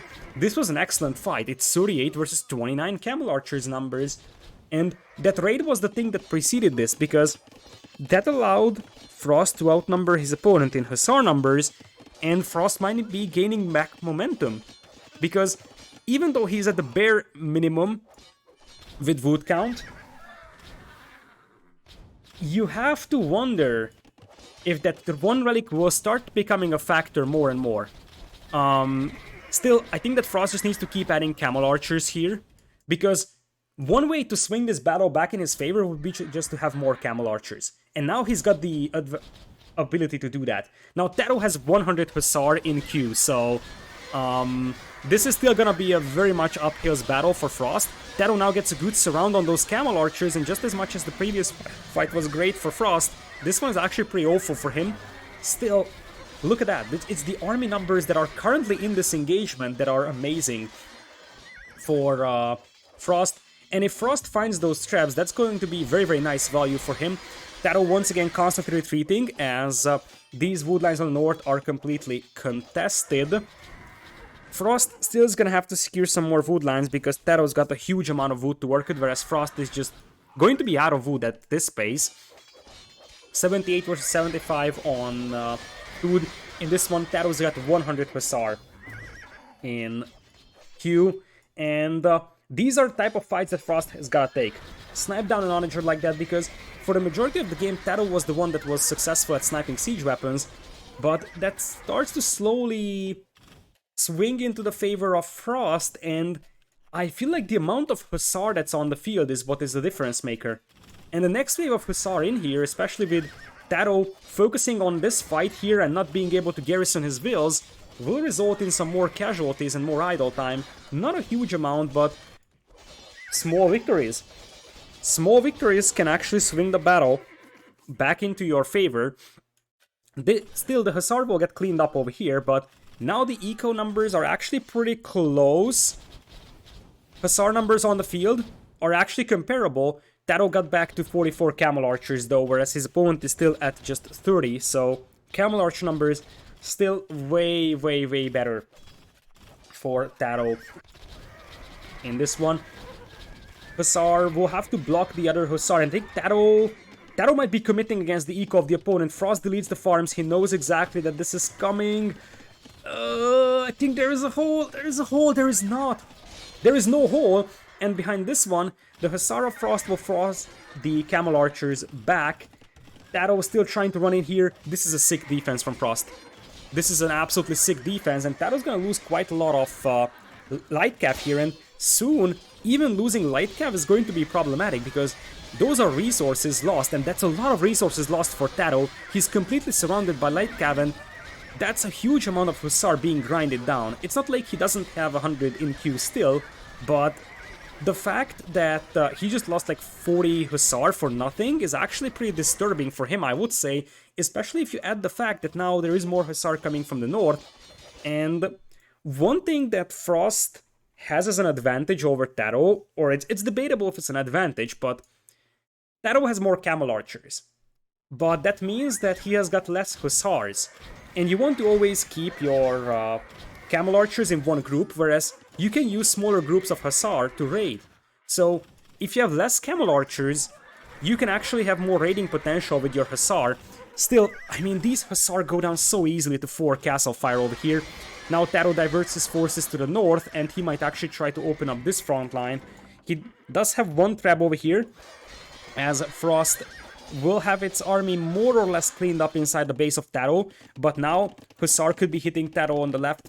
Frost is only 1,000 wood, TaToH is at 8,000, but if this castle goes down for Frost, he's gonna be in trouble, because this wood line is a must-have for him, so he's gonna have to divert all his forces there, but he finds a beautiful place to raid TaToH's eco at. If he just right-clicks, oh, this is even better for Frost, because he needs to hit this part of TaToH's eco, not this part. This is useless. This one is the main farming eco. TaToH is still at 66 on food, and I don't see any light cap coming in from Frost to snipe those traps. This castle must stand for Frost to have any shot at this game, and I don't think this is gonna stand. I don't think this castle is gonna stand here for Frost. He needs to take down at least one of those traps, but TaToH's gonna do everything he can to save that. And this castle being gone could be the game here. Frost might have gone a little too ambitious with the raids, because this castle was so important. It protects the northern part of his base, and more importantly, it controls 2 wood lines.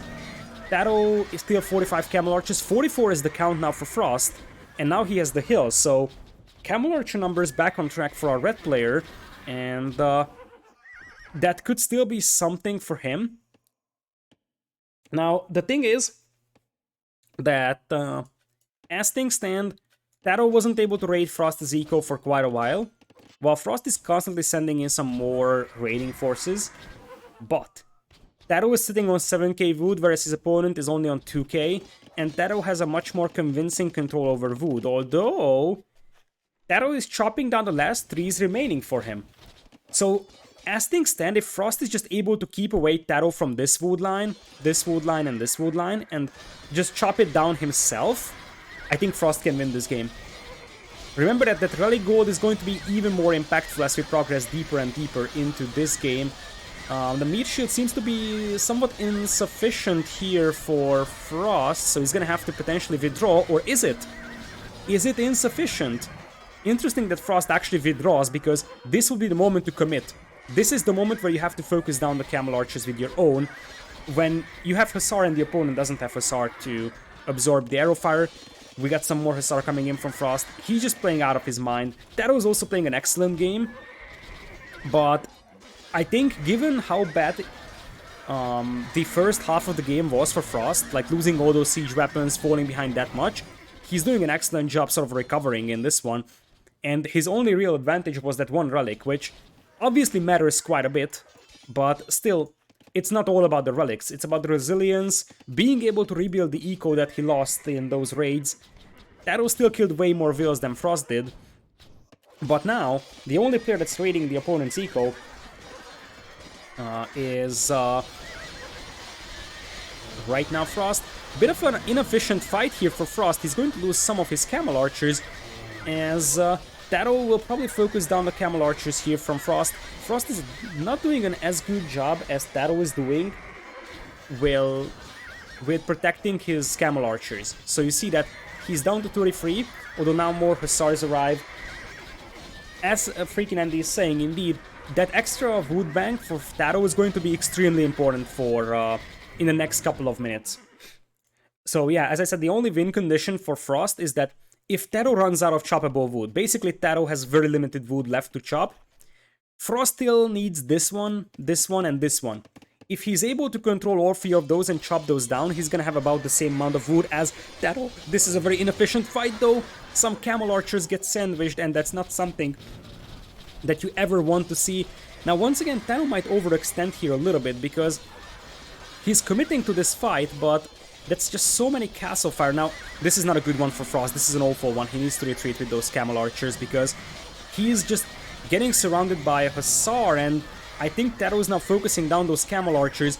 TaToH not losing a single Camel Archer. Frost is down to 26, and he's down to 22. This was an awful fight for Frost here. He lost all his Camel Archers, and as I said, TaToH is doing a better job preserving his Camel Archers.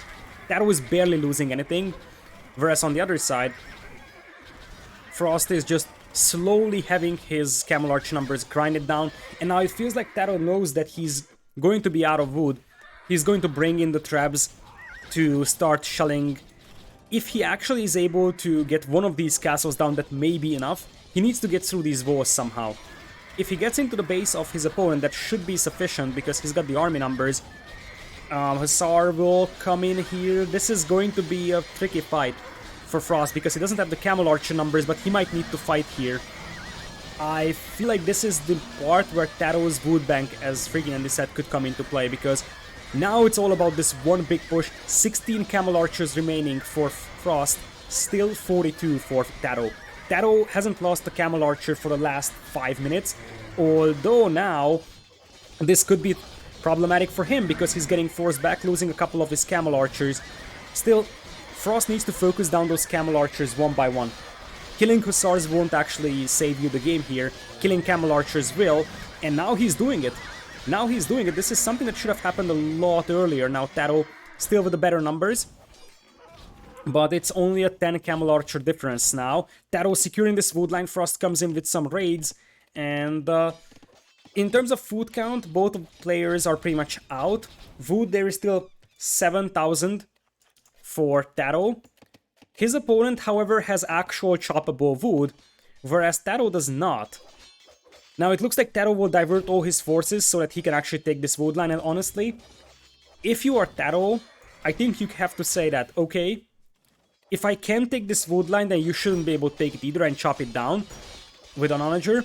or bring in some battering rams and force a brand new engagement here on the south. Frost selling quite a lot of wood here. Now that's a very debatable decision. I would love to hear the input of Deathmatch experts on that. He's selling wood to get some more gold. But wood is going to be so precious here. That feels like a massive gamble to me. He probably doesn't know that TaToH is sitting on 6k wood, but still, that feels very much like a gamble here. And look at TaToH, he's going to dive in once again and try to snipe the camel archers. Hussar numbers still fairly even on the front line. No raids coming in from either player, but once again now Frost is on the defensive. Population still looks a little bit better for Frost as well. It's 72 Hussars and 23 Camel Archers against way less Hussars, but a bit more Camel Archers. So, it looks like we're gonna have a big scuffle over here once again. It's just a slow and painful grind. I love how TaToH is selling food instead of wood, and it looks like Frost will decide to just go for a bit more of a raid. He's still at 5,000 wood, and the thing is that TaToH is slowly running out of wood here. It's a very slow process, but he needs to use this momentum that he has, otherwise he's gonna be in trouble. And Onager comes out here for Frost to try and deal with the rams. On the north, there is still a bit of a wood left to chop for our red player. Army numbers still very close. The next wave of Hussar coming in from the north, and the Onager should be sufficient to take down the rams here. Nice defense from Frost. This might be the longest game of the tournament, I think. If you are TaToH, I think that you seriously consider chopping this down with Onagers, because you know that you are sitting on a lot of wood. The tricky thing here for the players is that they don't know how much wood the opponent has, and this is the moment for Frost. He's got the meat shield, he needs to destroy those camel archers.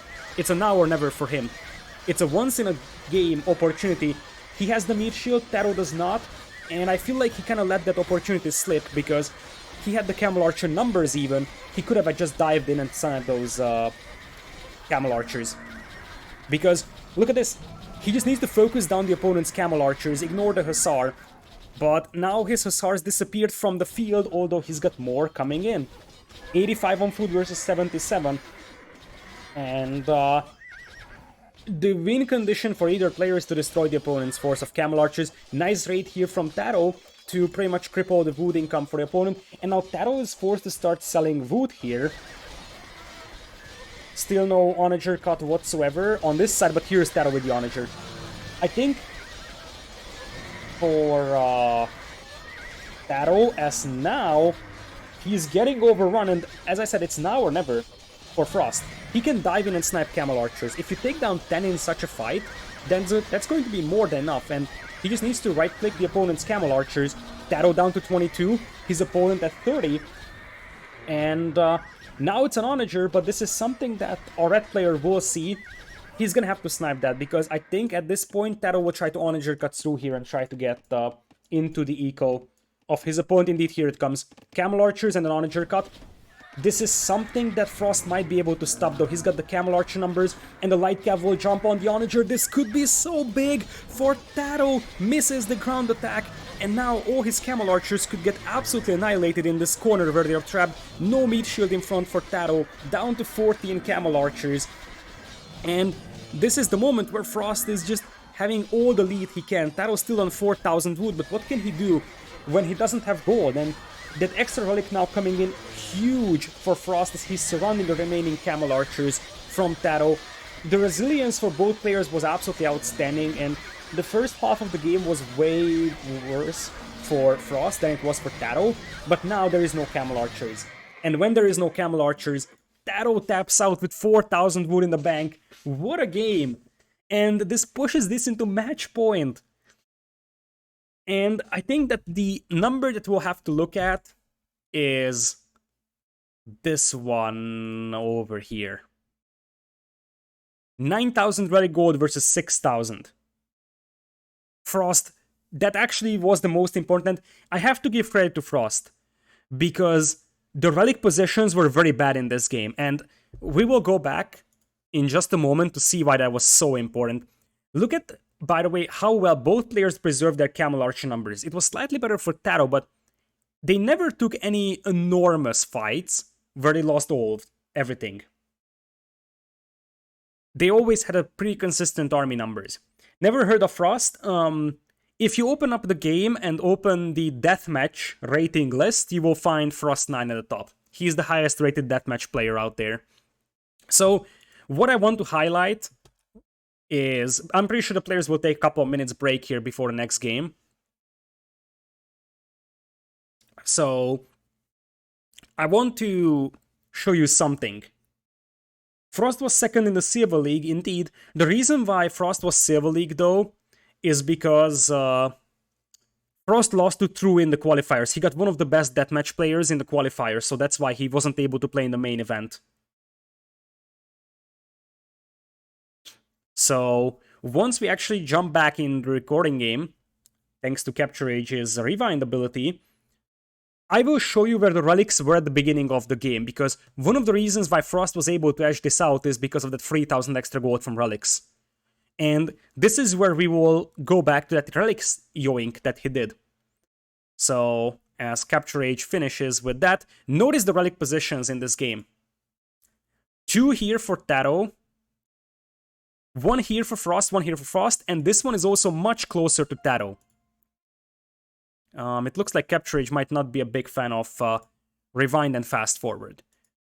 But there is a moment in this game where Frost just has a bunch of camos in here. It's currently a slideshow.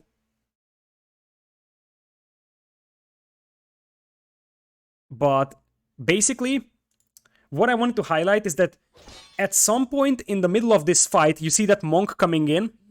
That Monk yoinks the relic.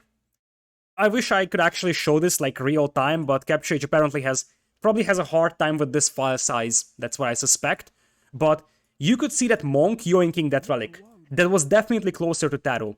That was the relic that gave the advantage for Frost. So that was a clutch move from him. And now we will jump into game number 5, which is the player that is winning his home map and his mirror self-selection. So the big problem here for TaToH is that this was his home map. So from now on,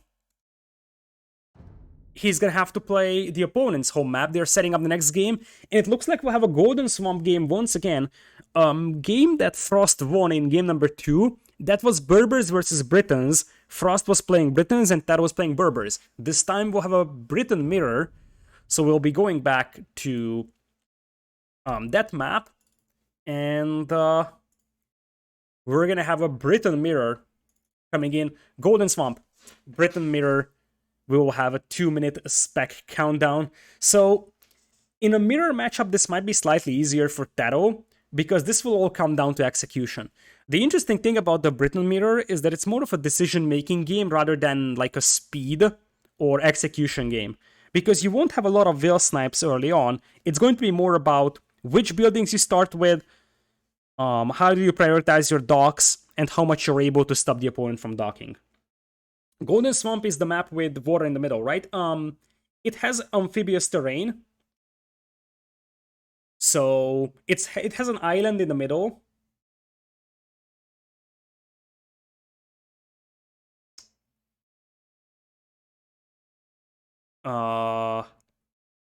It has an island in the middle, and then it is surrounded by that amphibious mangrove terrain. McCostin, thank you so much for the 4 months of resub. I appreciate that a lot. Thank you, thank you. So, yeah, Britain is slow and grindy. That's absolutely true. So, in a Briton mirror, whoever controls the middle first might win the game. And the reason why is because if you were a Briton attacker, you would have a chance. But when you're up against a Briton defender, it's awfully hard. The thing is that you don't have bombard cannons, and you don't have any advantage with your traps. Warwolf traps are one of the most useful defensive units in the game. So one of the reasons why Britons are so good as a defensive civ is because they are always guaranteed to win a trap war. In a Briton mirror, it's going to be an even trap war, but every even fight favors the defender in the middle. So that's the core concept here. So whoever secures the middle might have this game. TaToH's match point TaToH has had some insanely good performances. So he defeated True, who is regarded as one of the best deathmatch players out there. Had some very, very great series versus Brew as well. But he might end the tournament here against Frost. Frost actually got to the losers bracket thanks to Viper, by the way. So Frost lost to Viper, that's why he's in here and fighting against TaToH. If Frost were to win that set, then Viper would be the player that TaToH plays here. But still, Frost lost it, and now he's at losers bracket, but leading by 2 games as we go to Golden Swamp. As you see, the players are opening barracks on both sides. Archer ranges for TaToH, that's a somewhat surprising opening, but not unprecedented. If he wants to go for a lot of arbalests at the beginning, that could be something. For now, this light cap will not find a lot of kills. One thing that you have to consider, though, is that you need at least one halberdier to clean this one up, and that's going to be the case, and that is huge for TaToH. As I mentioned, this map is not all about villager snipes. So a villager snipe at the beginning is enormous, because you won't have any chance to redeem yourself. So that 1 vill deficit is going to be extremely important, because that allows TaToH to drop docks a little faster, drop castles a little faster.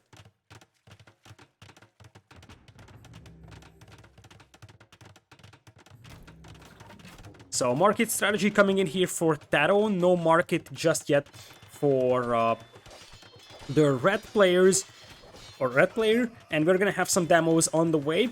First castle just now coming in for Frost. He's up to 4 docks. TaToH is only on 3, and he's gonna have orbs. The problem with the orbs is that they just die to demos pretty easily, and also they die to galleons. I'm not sure if I like this arbalest play overall. Champion will be added here for both players, and look at Frost. He has saved the best for the rest. I did mention that villager snipe is not a big deal, and Briton cavalry isn't amazing, but he's going to try to get some sneaky stables out here on the far right in an attempt to start raiding TaToH's eco. And such a distraction could be huge, because while TaToH is distracted fighting that, Frost can actually get some demo hits in here like the ones he's doing. Those were some nice demo hits, even though they weren't perfect, but I did mention that it's all about who gets the docks up faster and who can deny the other one from getting those up. And now Frost was able to snipe 1 vill as well on that dock, and he could actually take down 2 more vills, which would be extremely important overall. TaToH comes out with the demos, so is Frost, as those will just trade evenly. TaToH loses another vill though, so he's only at, I think 9 docks. Overall, Frost seems to have a lot more. Frost is at 13 docks, he's just playing this one so well. And with that, it is going to be a massive water advantage overall. Right side, we're going to have the stables getting cleaned up. So this is not going to work out well for Frost, but it already created some diversion. And if you think about it, look at the middle. Frost is the one securing it first because he's the one having the water advantage. Now, he still has to be careful because a couple of demo ships here from TaToH could easily sink his navy. Frost also went for a market, but he has to work out with bad market prices. And right now these champions could do some damage to the eco of Frost here. Both players at 15 vills. Some champions marching on the left side, immediately getting cleaned up by the castles. But look at this. There's already trebs to take down those docks. TaToH might have to give up on water here. He's gonna have to rebuild those docks. He pops out the big fleet, demos come in, and he is going to sink quite a lot of ships here. This might have been a game-saving move here for TaToH, who's not gonna give up on this easily, that's for sure. 35 galleons as opposed to 26 still. And the dock numbers aren't really there for TaToH, that's something to keep in mind. Towers coming up, but not just yet finished. As we will have a huge force of TaToH coming in to try and push the eco of the opponent, and there is a lot to kill here with just a couple of arbalests, so this is gonna be hard for our red player to defend against. Eco numbers still fairly close overall, and look at how TaToH is denying these resources with the Oryx. That's actually very, very nicely done. And the thing is that right now red player has zero answer to Oryx because he wasn't prepared to fight them. He will make longbows to clean this one up, that's no problem for him. There is one tower up in the middle that will help quite a bit cleaning up these ships. but most of the towers have been stopped. Big demo push coming in here though, TaToH not reacting, and the demos are actually going to connect very nicely. So once again the ship numbers are way better for Frost, 49 to 33 galleons. A lot of idols for TaToH, that's the bigger thing. TaToH's got huge amount of vills, idol 20 out of his 40 vills, so technically he has a massive eco lead because his opponent is only at 20 vills. But in reality, he is just having a huge amount of idle time, so that doesn't really show. TaToH's also trying to secure a foothold with a couple of towers. Now the longbows will take down these archers though, and this is the moment where you can actually send some of those units to the left and try to push TaToH's base. TaToH still has the eco lead, so he has caught the start slightly better than Frost did, I believe. Now it's Warwolf Trap versus Warwolf Trap, though I love how TaToH is bringing in a couple of vills to repair this, but Warwolf Trap, it has area damage, so it's gonna take it down. The tower, it looks like from our red player, will go down, traps will exchange fire, and we should have both of those traps going down here. Demos coming in here, and Frost is not paying attention. Frost is not paying attention. That's a lot of demos closing the distance. Oh my goodness. This could be huge. Could have been better for TaToH. Nice reactions there for Frost. That was an extremely important fight overall. Now you're gonna have a couple of longbows out here that will try to pick off the vills on the towers. Champions also diving in. These stables have still been halted. TaToH's eco is now completely even to the opponent's eco here. No relics from either player. Consistent trap production is going to be the most important thing, because you will be losing trebuchets against the opponent. In a Britain trap war, that's always guaranteed. But when you have more traps than the opponent, you can just secure the middle much easier. Ship numbers, now better for TaToH, those 64 versus 33. It looks like the market usage is paying off for TaToH right now, because this is the moment where TaToH has way more gold available to make those ships, and I did mention in the first game they played that I think that TaToH is so good on this map that it's a little bit dangerous for Frost to bring in TaToH to this map. In the first game he was able to edge this one out, but in the second game it seems like TaToH has a lot better momentum, and now you got no foothold whatsoever for Frost. He's still gonna have a bit of a time to rebuild his fleet. As TaToH is selling some more food, he knows that he just needs to keep up the pressure with the galleons and now start dropping towers to secure the middle. You will need some sort of different momentum for Frost, like some sort of raids happening or so, because otherwise he's gonna be in trouble. He picked up 2 relics, whereas TaToH hasn't bothered picking up any just yet. TaToH slowly crawling forward with a couple of towers, as Frost is just remaking his fleet. 58 galleons against 44, many of those galleons for Frost are in a fairly underwhelming condition, whereas TaToH has basically full HP for most of his galleons. Looks like TaToH is going to secure this neutral stone mine on the left side. Both of the neutral stone mines actually favor Frost in this case, so those are closer to him. And it looks like Frost actually wants to go for a couple of elite skirms to do some raiding. TaToH's gonna have a tower here, but I think that's going to be a short-lived tower. And now we will have a big demo hit here. This might have been enough for Frost to even out the odds, but look at TaToH with a light cav. That's so valuable. The demo is going to clean up the rest of them, but that's 3 traps down. So important. Overall, some more demos coming in here for Frost in the middle of the battle. They're kind of trickling in one by one though. TaToH's demos getting sniped down here, as Frost is just waiting for some more demos to fight with. Traps are being set up, probably to just shoot at the ships, to be honest, with Warwolf. As the demos come in, those are some big demo hits. 38 versus 30 galleon numbers. But as I said, Warwolf traps can actually be very impactful here in this one. So that might be enough for a red player to edge out a victory here on water cannon galleons. And the Warwolf trap with the area damage. That was huge. Did you see that? That trap shot actually killed like 4 ships. And that's exactly why Warwolf traps can support you so much here. Now it's 35 galleons against 20. Once again, advantage is in the favor of Frost. Neither of the players are actually able to mine gold in the middle, so there is a bit of a demilitarized zone here in the middle as things stand. And now TaToH is the one that brings in a couple of traps to shoot at the opponent's ships. We also have light cav raids on the left side from TaToH, something that Frost wasn't expecting. Frost is a slightly better eco, and luckily for him, these light cavs are not super sturdy, so the castle and TC fire will clean them up fairly easily. But TaToH is actually doing a better job raiding the opponent than Frost is right now. And it looks like TaToH will now start adding rams, because rams are so efficient at soaking arrow fire. Big mistake here by Frost. I wanted to say that rams are so efficient at soaking up arrow fire, but Frost just threw away like 4 cannon galleons, and now the demos come in. This might have been a game-losing fight here for Frost. He still has a pretty decent position, but the last 1 minute for him on water was a disaster. Losing 4 cannon galleons like that. And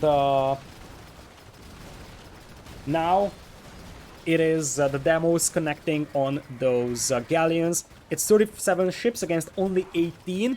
The good news for Frost is that he's got a couple of towers supporting here, but he's making more and more champions and halberdiers.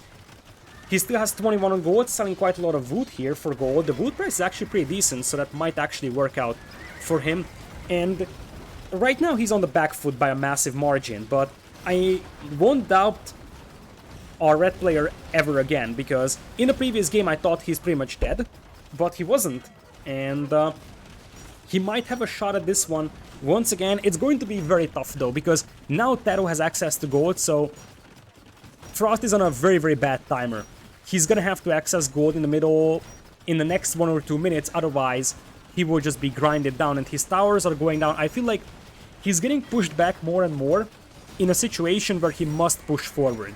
So it's 69 army versus 43, only 11 galleons on for Frost, and it seems like TaToH is going to have a chance to edge this one out here. The cannon galleons, very nicely protected by the galleons, will finish off the towers, and I just feel like there is no momentum here for Frost. He can't establish a foothold.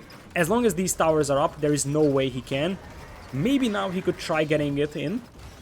The island shape, by the way, prefers TaToH quite a bit, so that's a much easier part of the island to protect than this one.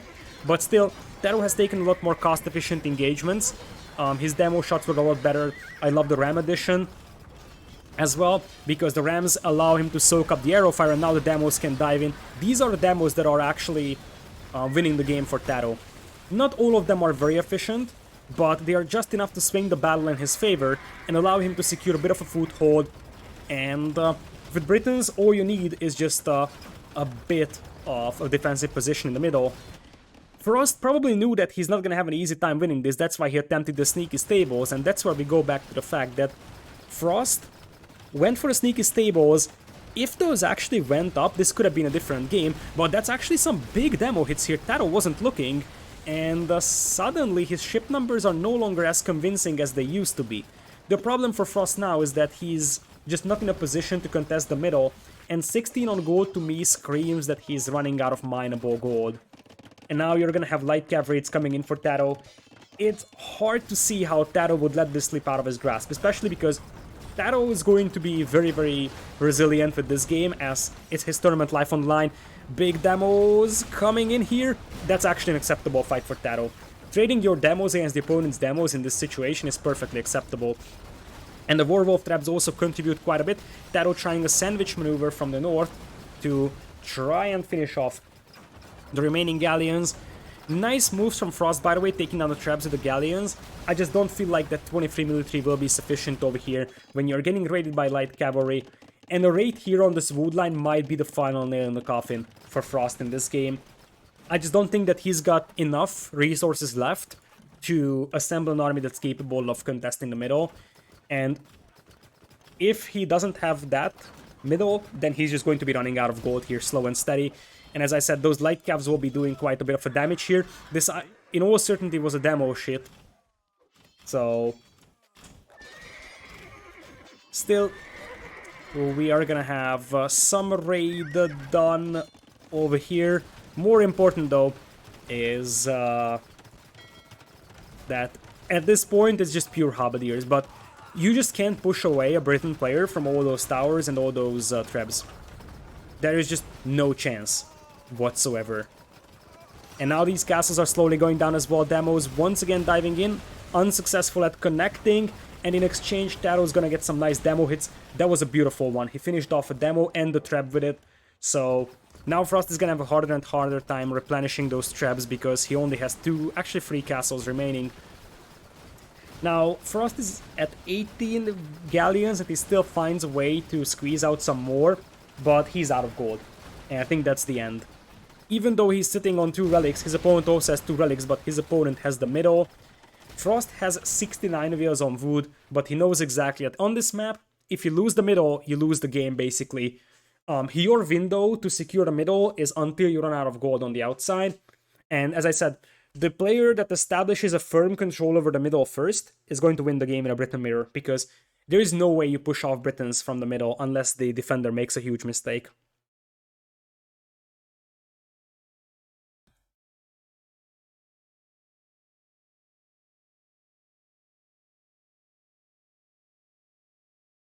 So,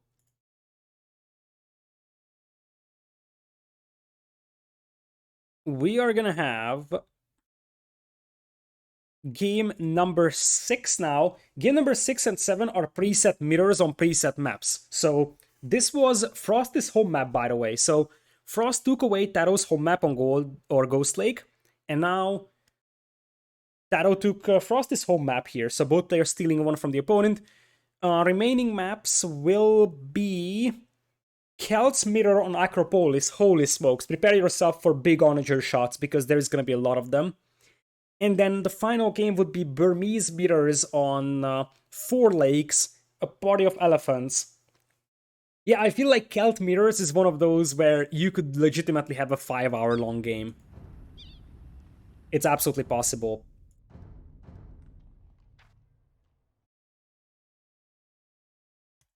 So, it looks like they already started. So, we will get going with this one. 49 seconds remaining from the countdown. Acropolis Scout Mirrors. This is also one of those situations where we probably won't see a lot of Veil Snipes at the beginning. It's more about Halberdier, Champion, Onager, Scorpion, and so... After this, we will have another set, that's the Brew and Code, which will be followed up by the Winners Bracket Finals, and then the Losers Bracket Semi-Finals will be the ones that closes the day. And most importantly, what else? I forgot the second half of my sentence, so... Anyways, we will be jumping into game number 6 here. TaToH still hangs on by 1 game. It's going to be tough for him to redeem himself here because in Deathmatch, 1 bad move could lose you a game, and he needs to win 2 more in a row to have a chance at advancing, but TaToH is a very resilient player, so this is still an open series, I would say, and he's going to open with a stable with Celtic Paladins, something that can be done, although it's not something that you want to do on a large scale, because Celtic Paladins are just bad overall. Nice quick walls coming in here from Frost, who's going for a market strategy. Celtic Paladins lacking bloodlines, lacking +4 defense. And you're up against Celtic Halberdiers that will just chase them down so easily. That is going to be no Veil Snipes here from Frost. Other side, there is no Veil Snipes either. And the early castles are here for you for Void Raiders. Market is up for Frost. He's going to be selling quite a bit of wood and food, as you see, up to 10,000 gold. His opponent is actually going for Siege Workshops here early on, so he believes in the power of early Scorpions, though. But if it's full Scorpions from him, his opponent is just gonna go Onagers. And I feel like the Void Raiders being on the field earlier could be an extremely important factor. Now, on this iteration of Acropolis, there is no wood on your starting plateau, so you have to move to the lower lands a lot earlier. In fact, you have to move immediately, basically. So, one thing that's gonna be interesting to look at is that the left side of the map is like super open. It's most of the players, well, both of the players are actually on the far right of the map, so there's gonna be a lot of fighting in between them over here, but probably limited fighting on the left side. Overall, a castle comes in here for Frost. I love how TaToH is sending a couple of paladins to secure relics. He went for 2 monasteries, so he wants early relics for himself, and as expected, those Celtic paladins do absolutely nothing. 0-0 KD right now. So, we're gonna have paladins from Frost, though, being assembled. I think he wants to do one big push, potentially, on TaToH's eco expansion and just cripple him with that. Now, here come the Siege Onagers. Oh boy, these guys have Furor Celtica as well, so they're actually very scary, especially when they're firing down hills. There is going to be a lot of friendly fire in this game as well, like this one, for example. As now we have a Void Raiders out for TaToH as well, still some more Paladins on the field for Frost, and I wonder if that's a wise way of investing your gold, because Celtic Paladins are just bad. It could be a good raiding unit to deny the economical expansion of the opponent. I just wonder if that's going to be a case. I think TaToH will find the Will Kill here. Nope. Quick Walls are in for Frost, so he's going to save those Wills, and that's going to be a lot of Paladins going down for TaToH for absolutely 0 gain. Whereas on the other side, we'll have a couple of Paladins being sent in as well, but I think the results will be very, very similar.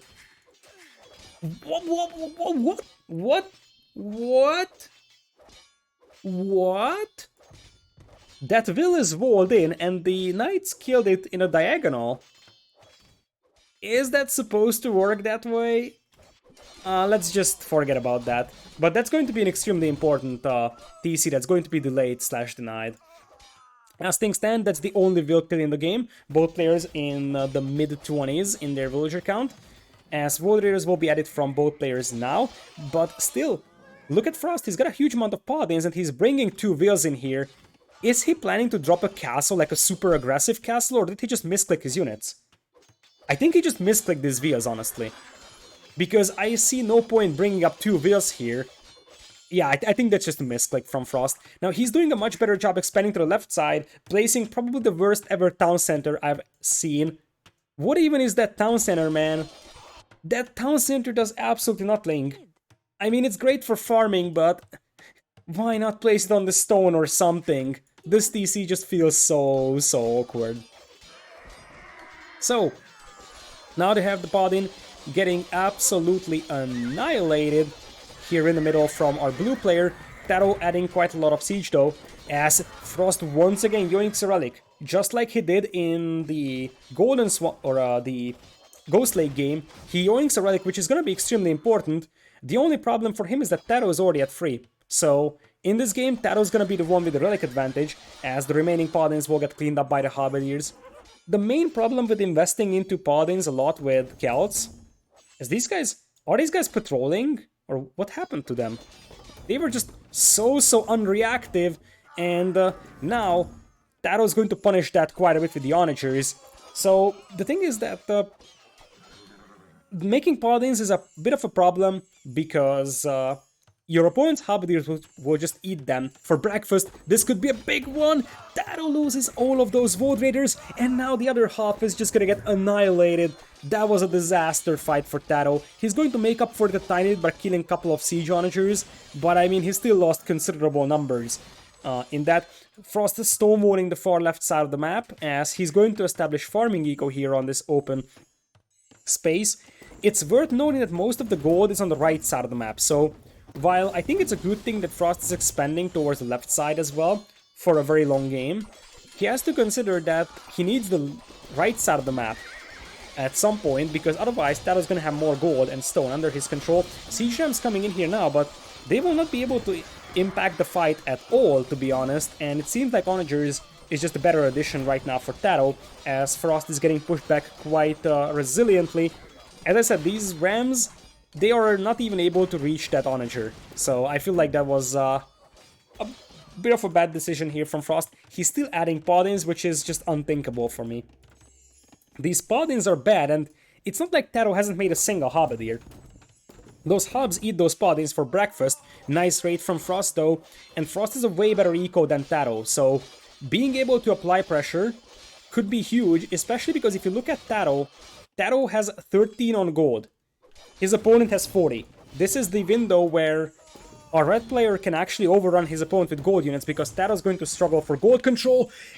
Celtic Cannon Galleons in the middle pond. What a play by TaToH. It's all about controlling this gold and this gold. Celtic Cannon Galleons, no elite on them, but still. Oh man, what a decision. And I actually like that. That's a good decision because it denies this gold mine entirely. And it also is able to help out against the onagers. Still, as things stand, TaToH lost his gold mine here on the far right. His opponent has way more gold to work with.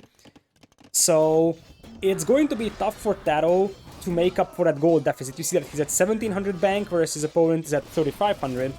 Much advantage is on the side of Frost. Frost also is a lot more well-established eco, which isn't going to matter that much currently, because both players still have a decent resource bank, but it's going to start mattering soon.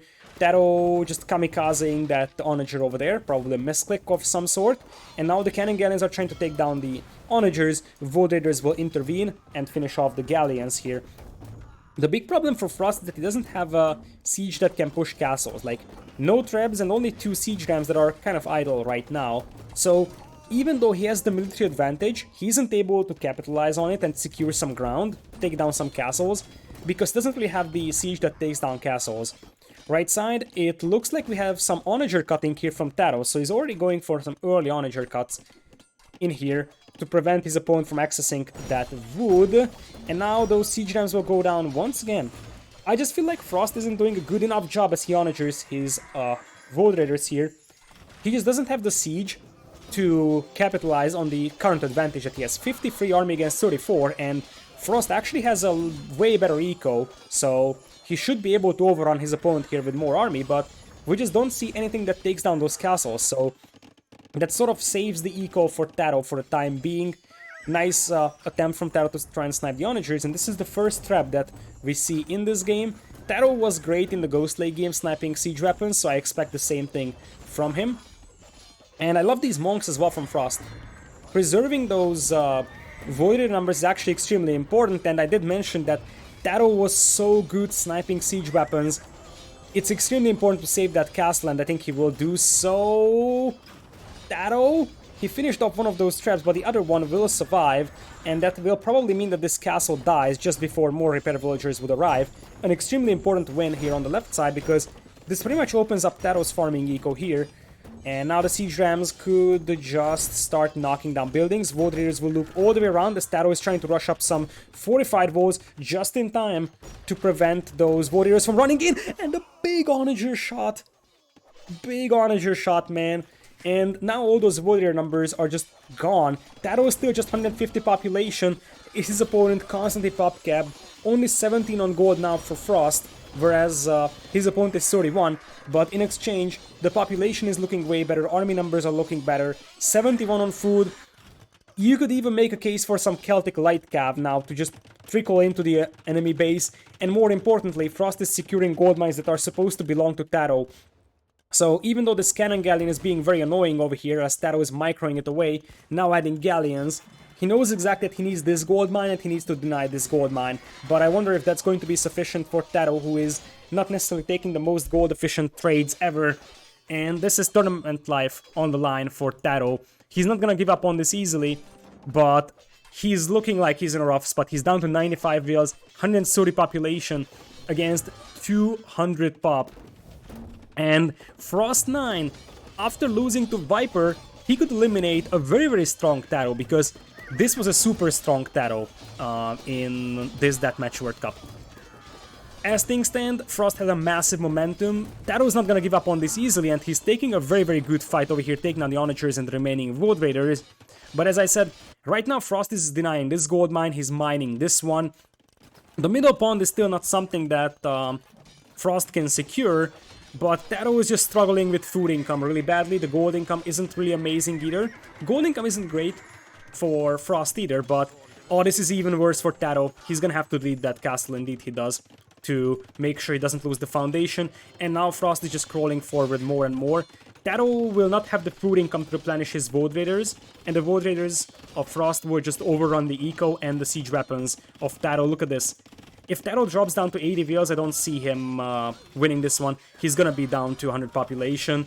66 army against 25 with very limited chance for TaToH to replenish them. Frost9 had some scary moments in this set, but other than that, he was very, very resilient, and especially the Ghost Lake game was amazing on how he actually managed to hold on. This one seems to be a little bit more one-sided, as now the onagers are coming in to cut down trees and the villagers together with them, as our red player is just going to onager his own siege rams, but that still won't change the fact that this castle goes down. The docks will probably go down as well to the siege rams. TaToH has 105 population. That should be the final game for TaToH in Deathmatch World Cup 4. He has had some very, very good sets, and I actually considered him a potential candidate to maybe even reach the finals, but maybe he had a slightly worse day today, or it was just Frost that played extremely good, because Frost has had an absolutely amazing set in this one. So, might have been the best set I've seen from Frost. He's had some good series overall in the tournament, but this may have been the best performance from Frost in the entire event. Now TaToH is just going to lose onagers. He's free on gold, so replenishing army is just not an option anymore for TaToH. He's doing his best to rate his way back into the game, but 97 VLs against 188 is just not something that he can steer back under his control. And with that, Frost takes game number 6, and TaToH eliminate from the tournament. Very, very nicely done by Frost. Excellent performance from him, I would say. And TaToH has nothing to be ashamed of either. TaToH has played absolutely insane. The Ghost Lake game, the Golden Swamp game before. It's a shame that one player out of these two has to leave the tournament, because both of them would deserve to win this set. But in the grand scene of things, it looks like Frost was able to close out games a little bit better than TaToH. And I think the map that hurts the most for TaToH is the Arabia Huns versus Goths. That was his own home map. He offered Huns and Goths to Frost, and we have seen so many times that Goths can just overrun Huns, and that was the case. That could have been an extremely important game, because that was game number 3, where it was an even score. But Frost was able to steal that home map, and then steal the other home map of TaToH as well, which was Ghost Lake. Then he lost his own home map on Golden Swamp, but then managed to finish it off on Acropolis. And with that, Frost9, the player that wasn't able to play in the main event of Deathmatch World Cup 3, because he was eliminated by True in the qualifiers, now he's going to be playing in the losers bracket finals against the player that wins the upcoming set.